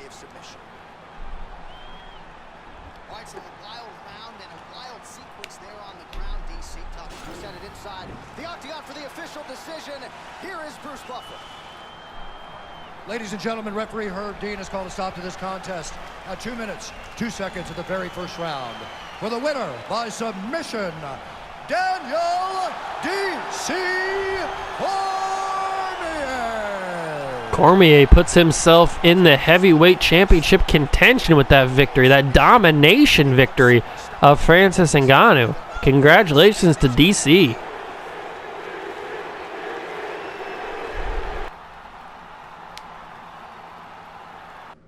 It is a women's bantamweight championship fight between Amanda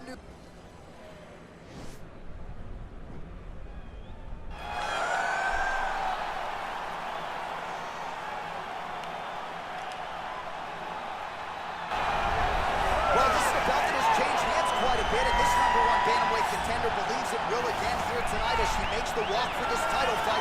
She believes this title shot should have come earlier.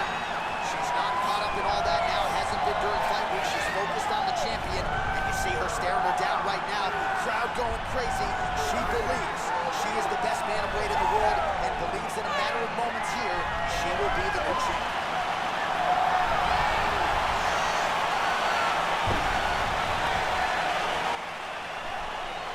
I was able to coax Ronda Rousey out of retirement and bring her back, and she gets a championship opportunity. Her one stipulation for coming back into the UFC was getting a championship opportunity in the first card, and that's what she's getting. Well,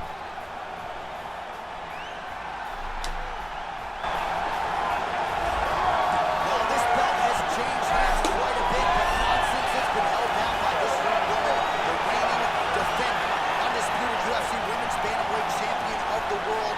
She has really set the standard for excellence at 135 pounds. Tonight, though, facing a number one contender that comes in with a lot of momentum. So if she can defend the belt yet again here tonight, it would really go a long way in stamping her legacy as one of the greatest bantamweight fighters and champions of all time.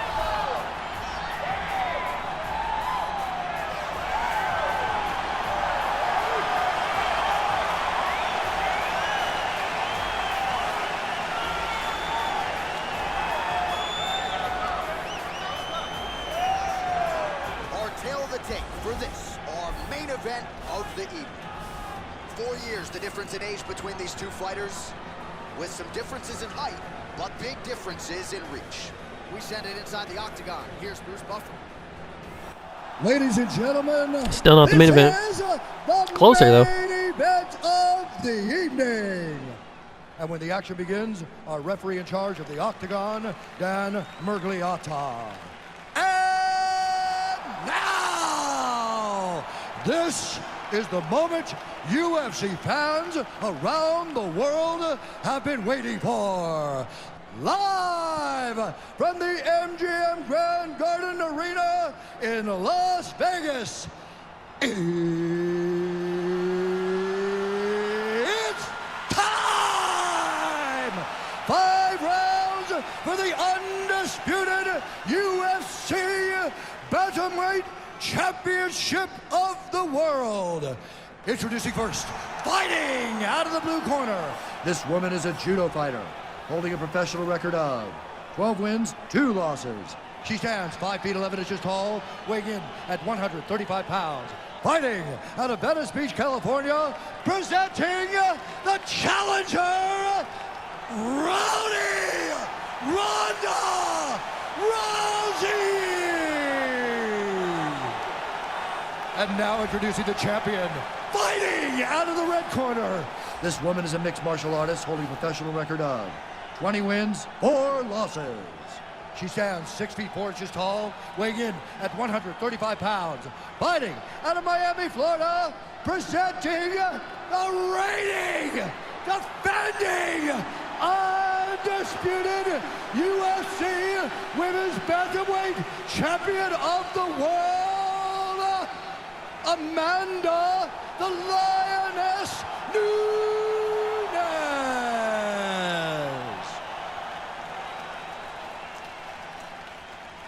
All right, this is for the UFC Championship. I want you to obey my commands at all times, protect yourself at all times. I want a nice, clean, safe fight. Touch gloves, go back to your corners, come out fighting.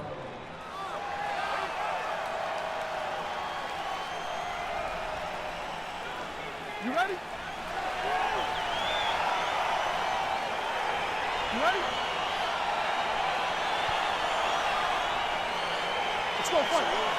Here we go, ladies and gentlemen. The UFC Women's Bantamweight Championship is on the line here. Amanda Nunes versus Ronda Rousey. The only way Ronda Rousey would come back to the UFC under new ownership was a championship match. And that's what she's getting here tonight against the woman, who beat her back in the old days of UFC.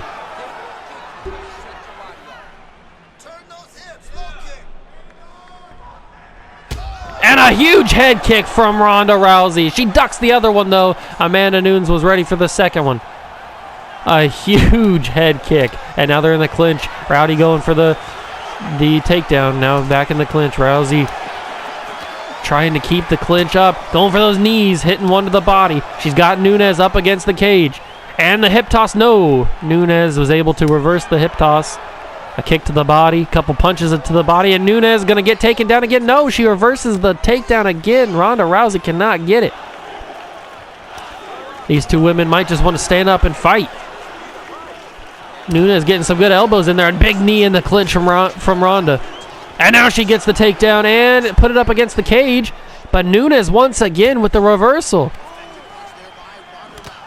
And now they're uppercutting in the clinch. Rousey with the knee. Nunes just pouncing on Rousey in the corner. Up against the cage. These women have gone at it for a couple of minutes already. And Rousey cannot get the clinch. She cannot get out of the clinch, I should say. She cannot get the takedown either. Amanda Nunes is ready for the takedown. 2 minutes left in this first round.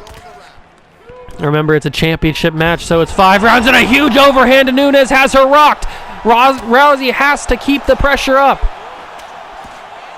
What an overhand right from Ronda Rousey there. And now a takedown again. Maybe this time she'll get her. No, Nunes once again with this takedown defense. But she's got her up against the cage. And a spinning back fist blocked by Rousey. Rousey with nice head movement there. Once again in the clinch. And an uppercut catches Rousey. And a second one knocks her down. Nunes follows. Can she keep the title? Rousey survives. Somehow. Ronda survives for the moment. Although Nunes has more punches in her. Can this be it? No, Rousey somehow again survives. Amanda Nunes was one punch away from knocking out Rousey. And finally Rousey gets the takedown. The takedown she was looking for this entire first round. And now she moves into mount. Gonna lay in some punches here before the clock ends. And there it is, the end of the first round for the Bantamweight Championship. Ronda Rousey and Amanda Nunes both throwing haymakers at each other. Both women bruised, both women cut. And both women have rocked each other in this fight.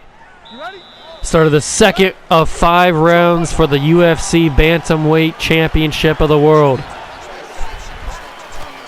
Blocked kick by Rousey. In the clinch once again, throwing some elbows. Uppercut by Nunes. Spinning back fist connects also.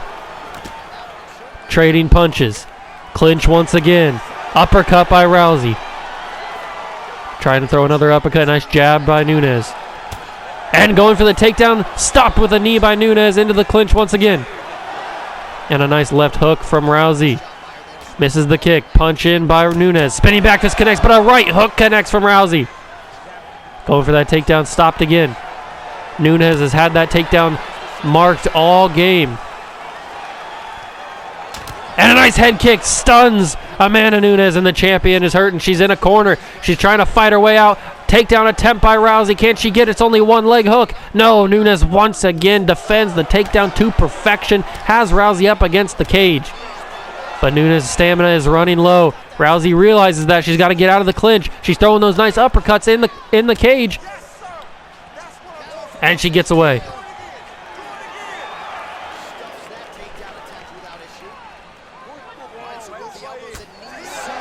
Huge knees from Nunes.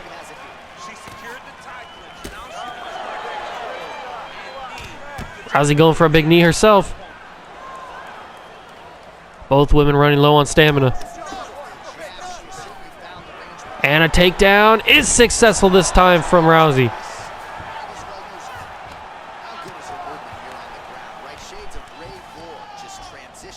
What can she do here on full mount? Can she get some pressure on Nunes? That cut is opening up on her eye.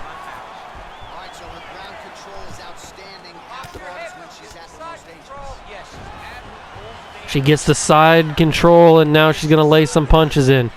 But Nunes stops her.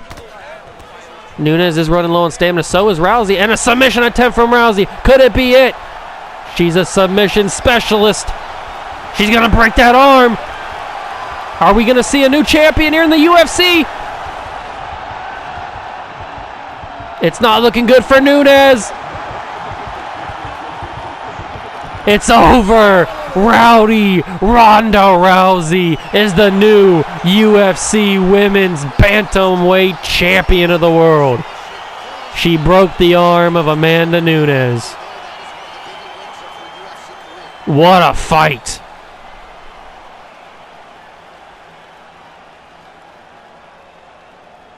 All right, so there's the end of the round, and in terms of offensive wrestling execution, she had it all going. Bruce Buffer has the official decision. Ladies and gentlemen, referee Dan Bergliata has called a stop to this contest at 3 minutes, 58 seconds of round number 2, declaring the winner by tap out due to an armbar, and new undisputed UFC Bantamweight Champion of the World, Ronda Rousey.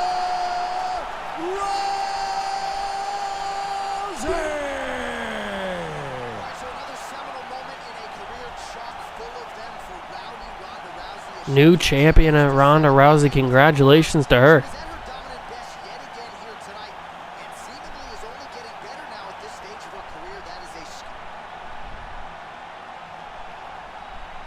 Coming up next, it is a UFC welterweight championship showdown. Usman and Jorge Gamebred Masvidal.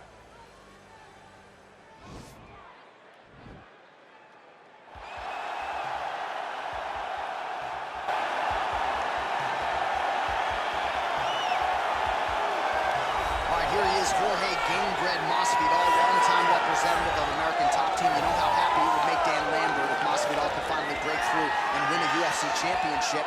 He's as close to that level as he's been in his UFC career. As he's ever been. He's finally on the cusp of earning what so many people have hoped for him. But that doesn't happen by accident. The reason he's this close now is because of the commitment that he has made to mixed martial arts, commitment that he has made to evolving his game, going up to 170 pounds, and also using everything that he has in order to get to where he wants to be. Before, there might have been distractions. Now, Jorge Masvidal is solely focused on becoming a UFC champion. Left his family to go compete in a reality show outside of the United States, gave him the opportunity to have focus and direction, and he has put all of that to good use here in the UFC. All right, so here he is, one of the better offensive takedown guys we have in the UFC, DC, and if anyone is well equipped to speak to this, it is you. The opponent knows what's coming. At least to this point in the UFC, no one's been able to stop him. He just has to keep him away, because the moment this guy gets close enough to either grab a leg or make body contact, now you're in trouble. He has a knowledge and understanding of position from a lifetime of just all grappling, judo, wrestling, sambo. He does it all, and he has just so many ways to get you to the floor. This guy once told me that if you didn't get your leg, he's going to finish. Right. Because he's going to give you so many things to think about, you will not be able to process and keep up with him, and eventually you're on the mat. It's unbelievable to watch him apply that knowledge to the mixed martial arts fight. And as the wrestlers say, this is not a guy you want anywhere near your bracket. No, you don't want him in the bracket. Ladies and gentlemen, this is the main event of the evening. And when the action begins, our referee in charge of the Octagon, Yves Loving. And now, this is the moment you've all been waiting for. Live from the MGM Grand Garden Arena in Las Vegas. It's time! 5 rounds for the undisputed UFC Welterweight Championship of the World. Introducing first, fighting out of the blue corner. This man is a boxer holding a professional record of 35 wins, 14 losses. He stands 5 feet 11 inches tall, weighing in at 170 pounds. Fighting out of Miami, Florida, presenting the challenger, Jorge Gamebred Masvidal.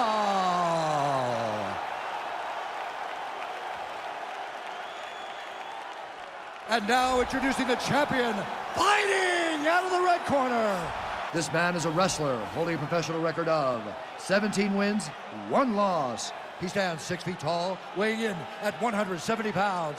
fighting out of Boca Raton, Florida, presenting the reigning, defending, undisputed UFC welterweight champion of the world, Kamaru, the Nigerian Nightmare Usman.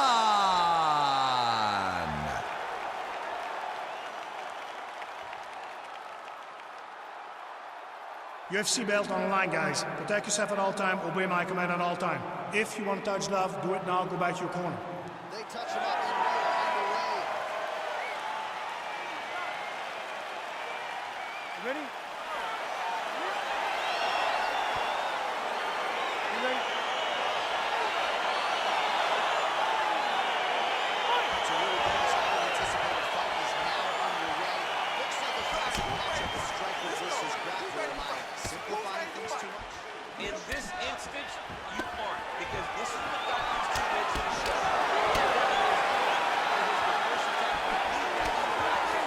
For his ability to drag the fight to the mat and put his opponents in danger from the very start of the grappling exchanges.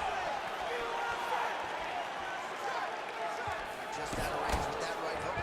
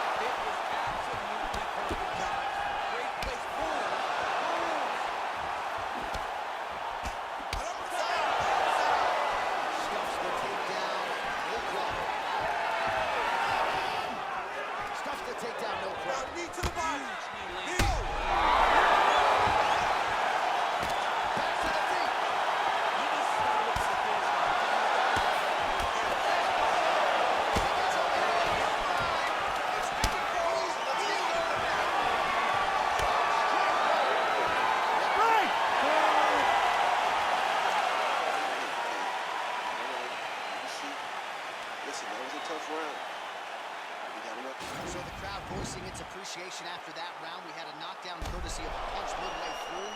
DC, here's your highlight. It was straight. He threw him in combination and landed that big punch that really did. All right, here we go now with round two. Kamaru Usman. Ready? Versus Jorge Masvidal. Doing great, man. More of that. Doing great.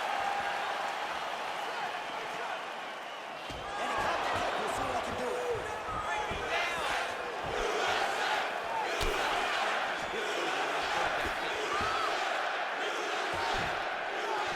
Big roundhouse now just misses. Elbows up. Oh, he did a great job of rotating him into an underhook. Stuffs the takedown without issue.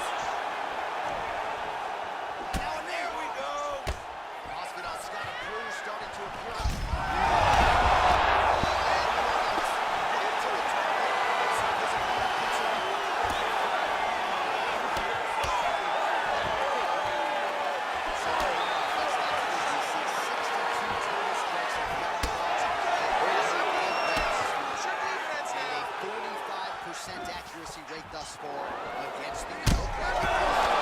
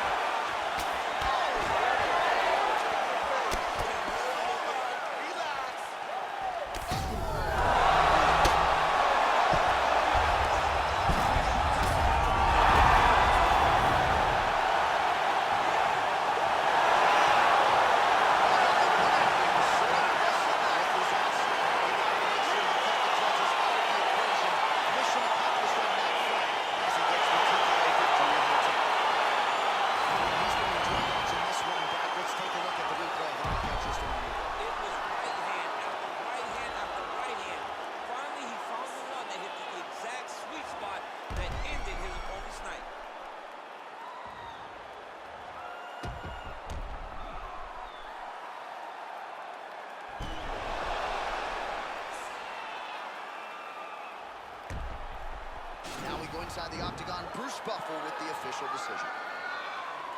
Ladies and gentlemen, referee Yves Leving has called a stop to this contest at 3 minutes, 19 seconds of round number 2. Declaring the winner by knockout and new undisputed UFC welterweight champion of the world, Jorge Gamebred Masvidal. Actually dedicated decades of his life to this very goal, and he is now the UFC champion. No one can ever take that away from him. Yeah, man, you gotta take a lot of time.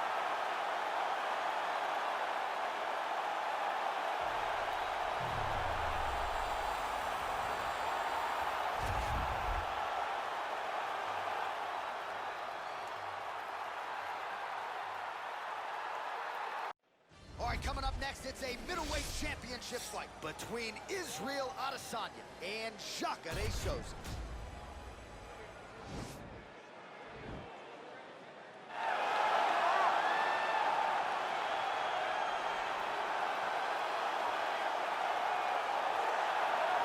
So here he is, the #1 middleweight contender, getting set for this 185-pound title fight. He believes this title shot should have come a long time ago, but he has let bygones be bygones. The focus now, unseating the champion in dominant fashion and starting a new middleweight legacy of his own. 25 minutes or fewer away from becoming the new champion. We will see how he performs tonight.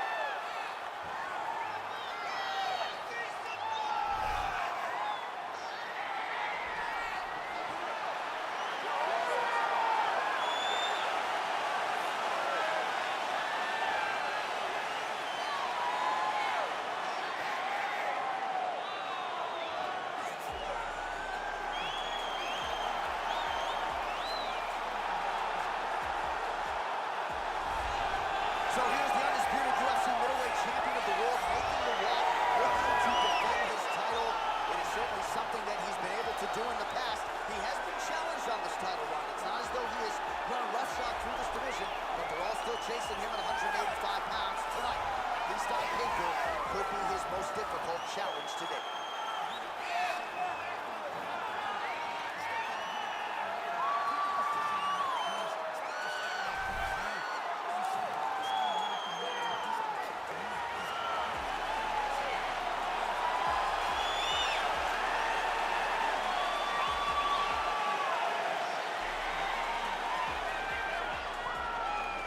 Tell the tape for this middleweight championship fight.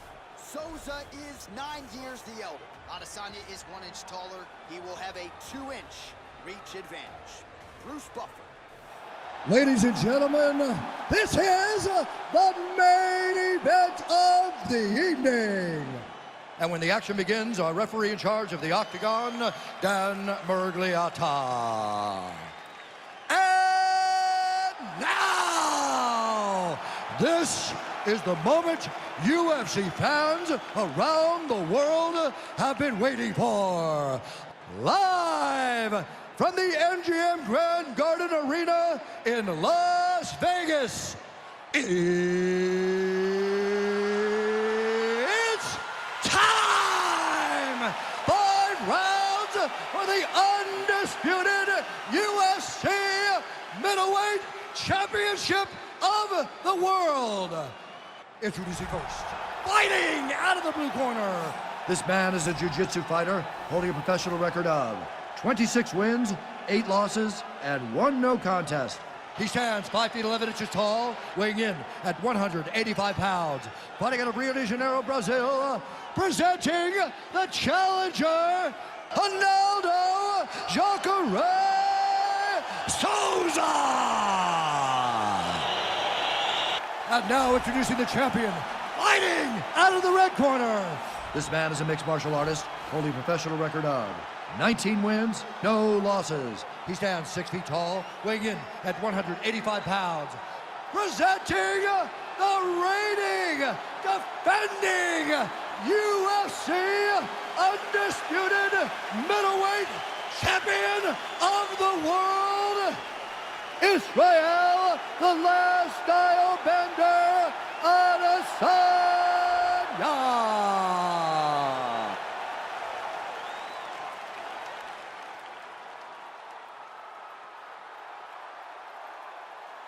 All right, this is for the UFC Championship. I want you to obey my commands at all times, protect yourself at all times. I want a nice, clean, safe fight. Touch gloves, back your corners, come out fighting. They touch him up and we are underway. You ready?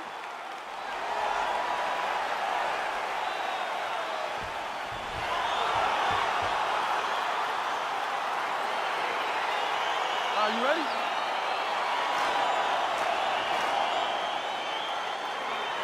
Let's go fight, guys.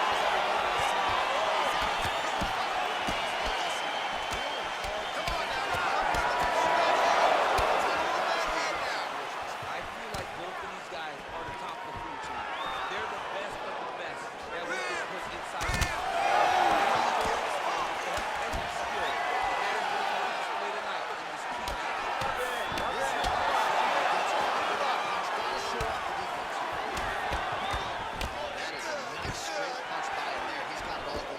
No wasted action, no looping punches. He's going right to the jaw. So a good job defensively by him here as he raises the guard and prevents any damage. Shades of James Tony. Always seeing things coming at him. He's such a great defensive fighter. Level change. So a good perfect action there, and finally he gets his first record on a guillotine.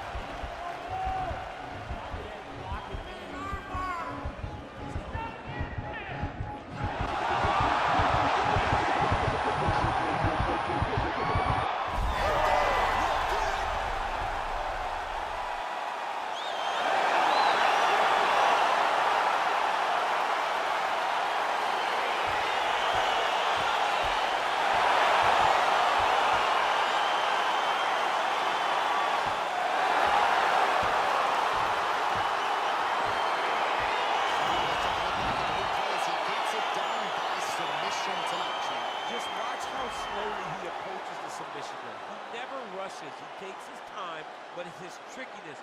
It's his ability to trick people into going to the floor with him that puts them in danger and finishing fights.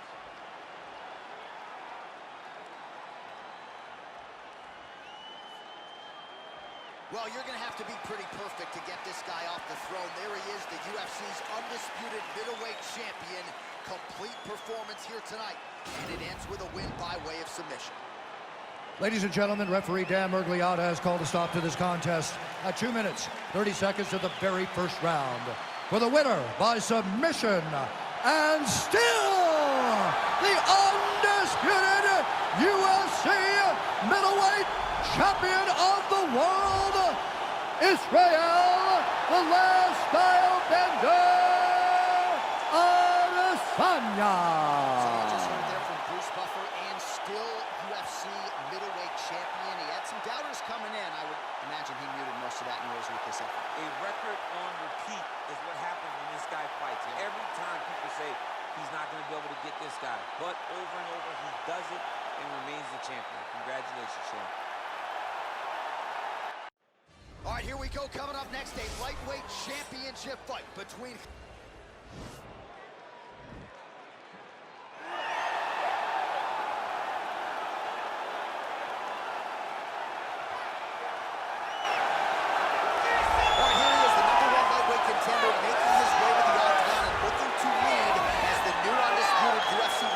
champion of the world. He has bided his time, waiting for this title shot. He's got the winning streak. He has the quality of opposition. Now he's fighting the #1 guy in the world. He believes he's the best. Now his opportunity to prove it, just a few minutes away.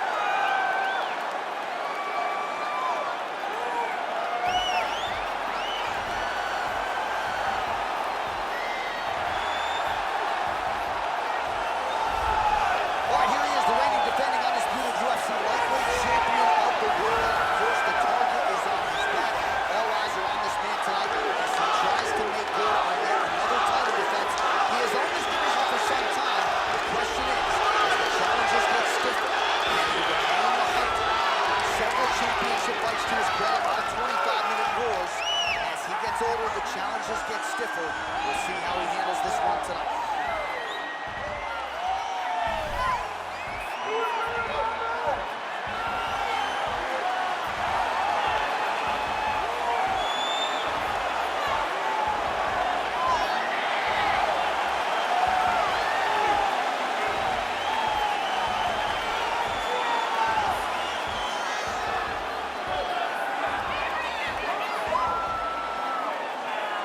And now our tale of tape for this lightweight fight.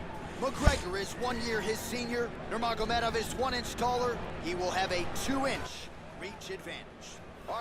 Ladies and gentlemen, this is the main event of the evening. It finally is. And when the action begins, our referee in charge of the Octagon, Herb Dean. And now, this is the moment you've all been waiting for.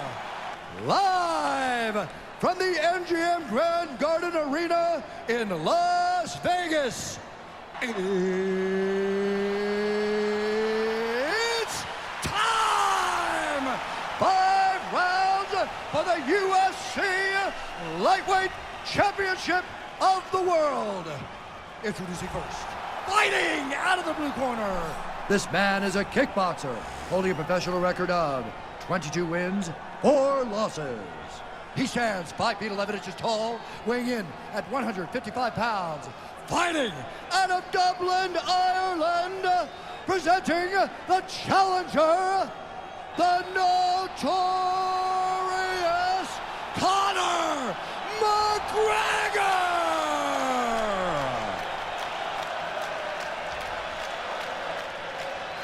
And now, introducing the champion, fighting out of the red corner.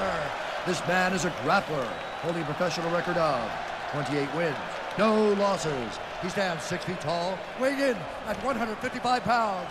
Fighting out of the Republic of Dagestan, Russia, presenting the reigning, defending, undisputed UFC lightweight champion of the world, Khabib the Eagle Nurmagomedov.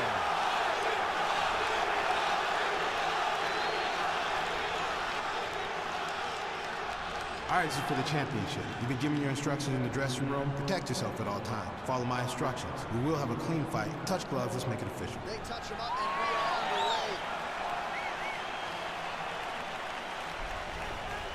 underway. Ready. You ready to fight?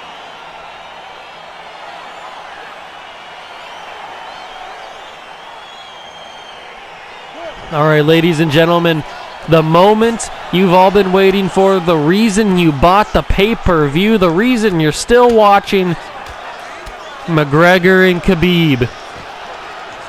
For the lightweight championship, Khabib goes for a takedown blocked by Conor, uppercut defended by Conor, up against the cage, and then a suplex takes Conor down. Khabib on top and side control, and now it's north-south.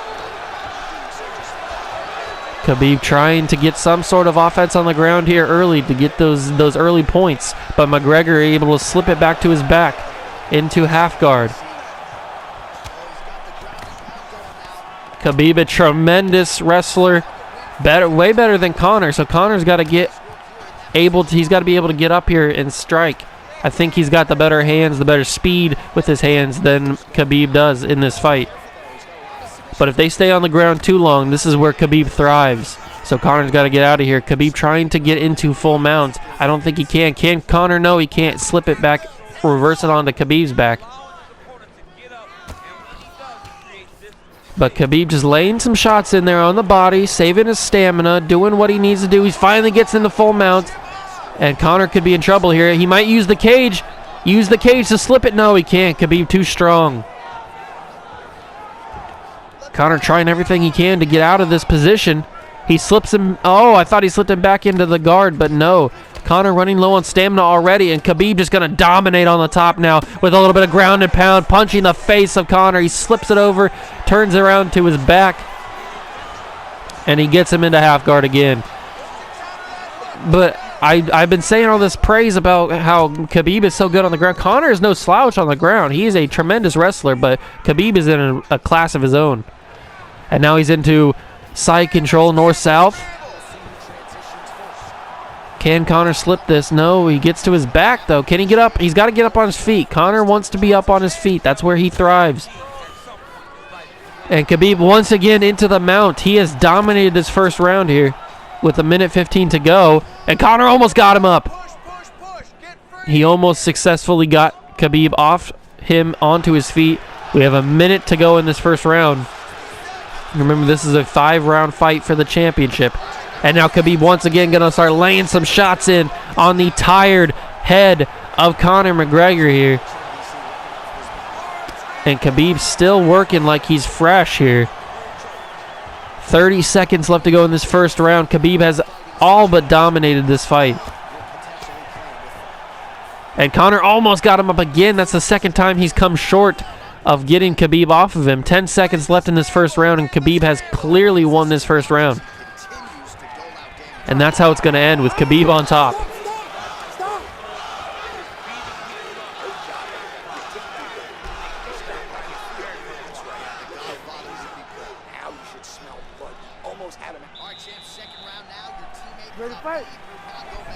All right, here we go. Second round for the lightweight championship. They touch gloves. I'm not sure how much respect they actually have for one another. But now they're actually going to stand up and strike here. That's where Conor thrives. That's what he wants to do. Although Khabib's no slouch in stand-up. Conor needs to make some progress here. He cannot go to the ground. If he goes to the ground, this round's effectively over. And a nice spinning back heel kick from McGregor to Khabib. That rocked him a little bit, but now they're back to the ground once again, and now Khabib can dominate. He's too strong for Conor to reverse out. So now Conor just has to suffer for 4 minutes on the ground here unless he can somehow get a way out. Nice job getting back to his back to get to half guard, but Khabib slips into the side control position. And now he just lays on top of him. Is he going to do anything, or is Herb Dean going to get in there and tell him to stand up? Uh-oh. Conor's in trouble here. He could go for a submission or just lay some shots in. Khabib's got the arm trapped. He's got Conor's arm trapped here. He could lay some shots in. Conor could be deadly in trouble here. And Khabib, he's going to go for the ground and pound. It could be all she wrote here. And somehow Conor survives. Wow. Somehow McGregor has survived that onslaught from Khabib Nurmagomedov and has survived to live another day. I cannot believe he actually lasted those punches. And now they get back to a standing position. 2 minutes left. Khabib basically holding McGregor up here. Nice jab from McGregor. He's got to go in and he's got to get something going here. McGregor has lost both of these rounds so far. And another takedown violently by Khabib. Just so forceful with his takedowns with every move that he makes. A minute 20 to go in this second round, and Conor has had little to no offense. He's had that back heel kick and a little bit of ground offense, but not much. A minute to go. Will they end on the ground once again, or can Conor find a way to get up? He tried to slip it over and reverse it, but he can't do it. Khabib once again just laying the shots in, hurting the body, hurting the head. Conor turns it over. He's trying to stand it up once again, but he can't do it. This time Khabib reverses that, deflects it away. And now with 15 seconds left, Khabib has won this round again. 10 seconds left. McGregor's stamina has been drained here. And that's how the round will end, with Khabib throwing shots on the ground. So Khabib has won round 1 and round 2. Very, very forcefully. But Conor has cut the bottom of Khabib's left eye. There is a cut underneath it. So, and a nice super kick from McGregor here. They've got to strike. Conor has to keep this fight on standing up. There's no way he's going to win this fight and win the championship if Khabib takes him down, because Khabib will just sit on him for 4 minutes or however long. So McGregor has to knock him out. Look at the body of Conor McGregor. Those body shots have taken a toll in these first 2 rounds, and now once again on the ground to start this third round. And Khabib once again to the body. That body is just bruised up from Conor McGregor. He's got to try and get him off here. Khabib too strong. Look at how Conor's just trying anything, trying to squirm his way out, but he can't do it. Khabib is too powerful. He won't let him go. And he's just throwing those shots in. They may seem like they're not doing much damage, but in the long run, they will be totally effective against McGregor. And look at that. McGregor can't even block anything. And he almost got him up again. That's the third time he's tried to get off Khabib, and he hasn't been able to do it. Uh-oh. McGregor's in trouble here. The ground and pound game is here. Oh, and he survived again. Conor McGregor is a cockroach right now, surviving at all costs. But Khabib just laying the shots in. Is he going to go for a submission here? He is. He's going to go for an armbar. Will Conor McGregor tap out? It's not looking good for him. Conor McGregor may get tapped out here. He doesn't have enough time. The bell will not save him. The bell will not save Conor McGregor as he sits down for the armbar. This could be it. The championship could be retained right here. And it will. He has broken the arm of Conor McGregor, and Khabib Nurmagomedov has retained the UFC Lightweight Championship in the third round by submission. What a fight. Khabib dominated that entire fight and possibly broke the arm of Conor McGregor. There was no question who was going to win that fight. Khabib dominated the takedowns. He dominated the ground game. He even dominated the striking game. And then he's tapped out McGregor by the armbar and possibly broke it.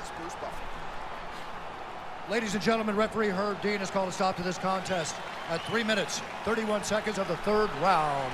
For the winner by submission, and still the undisputed UFC lightweight champion of the world, Khabib the Eagle Nurmagomedov. Congratulations to Khabib. He has retained the lightweight championship, and he did it in demanding and physical, just aggressive fashion like he only knows how to do. So once again, UFC lightweight champion, congratulations, Khabib.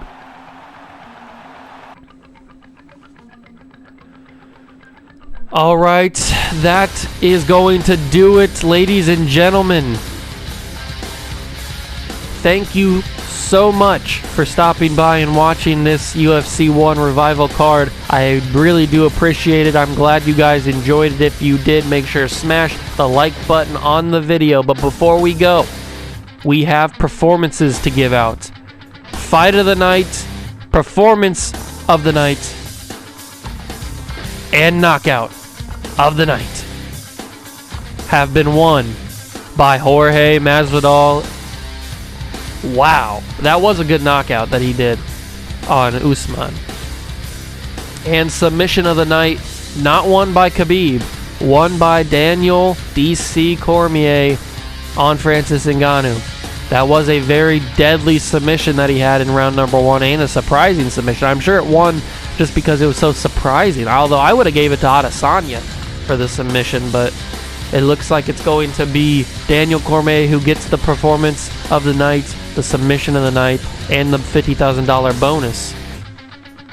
But that is the first ever UFC card here on YouTube.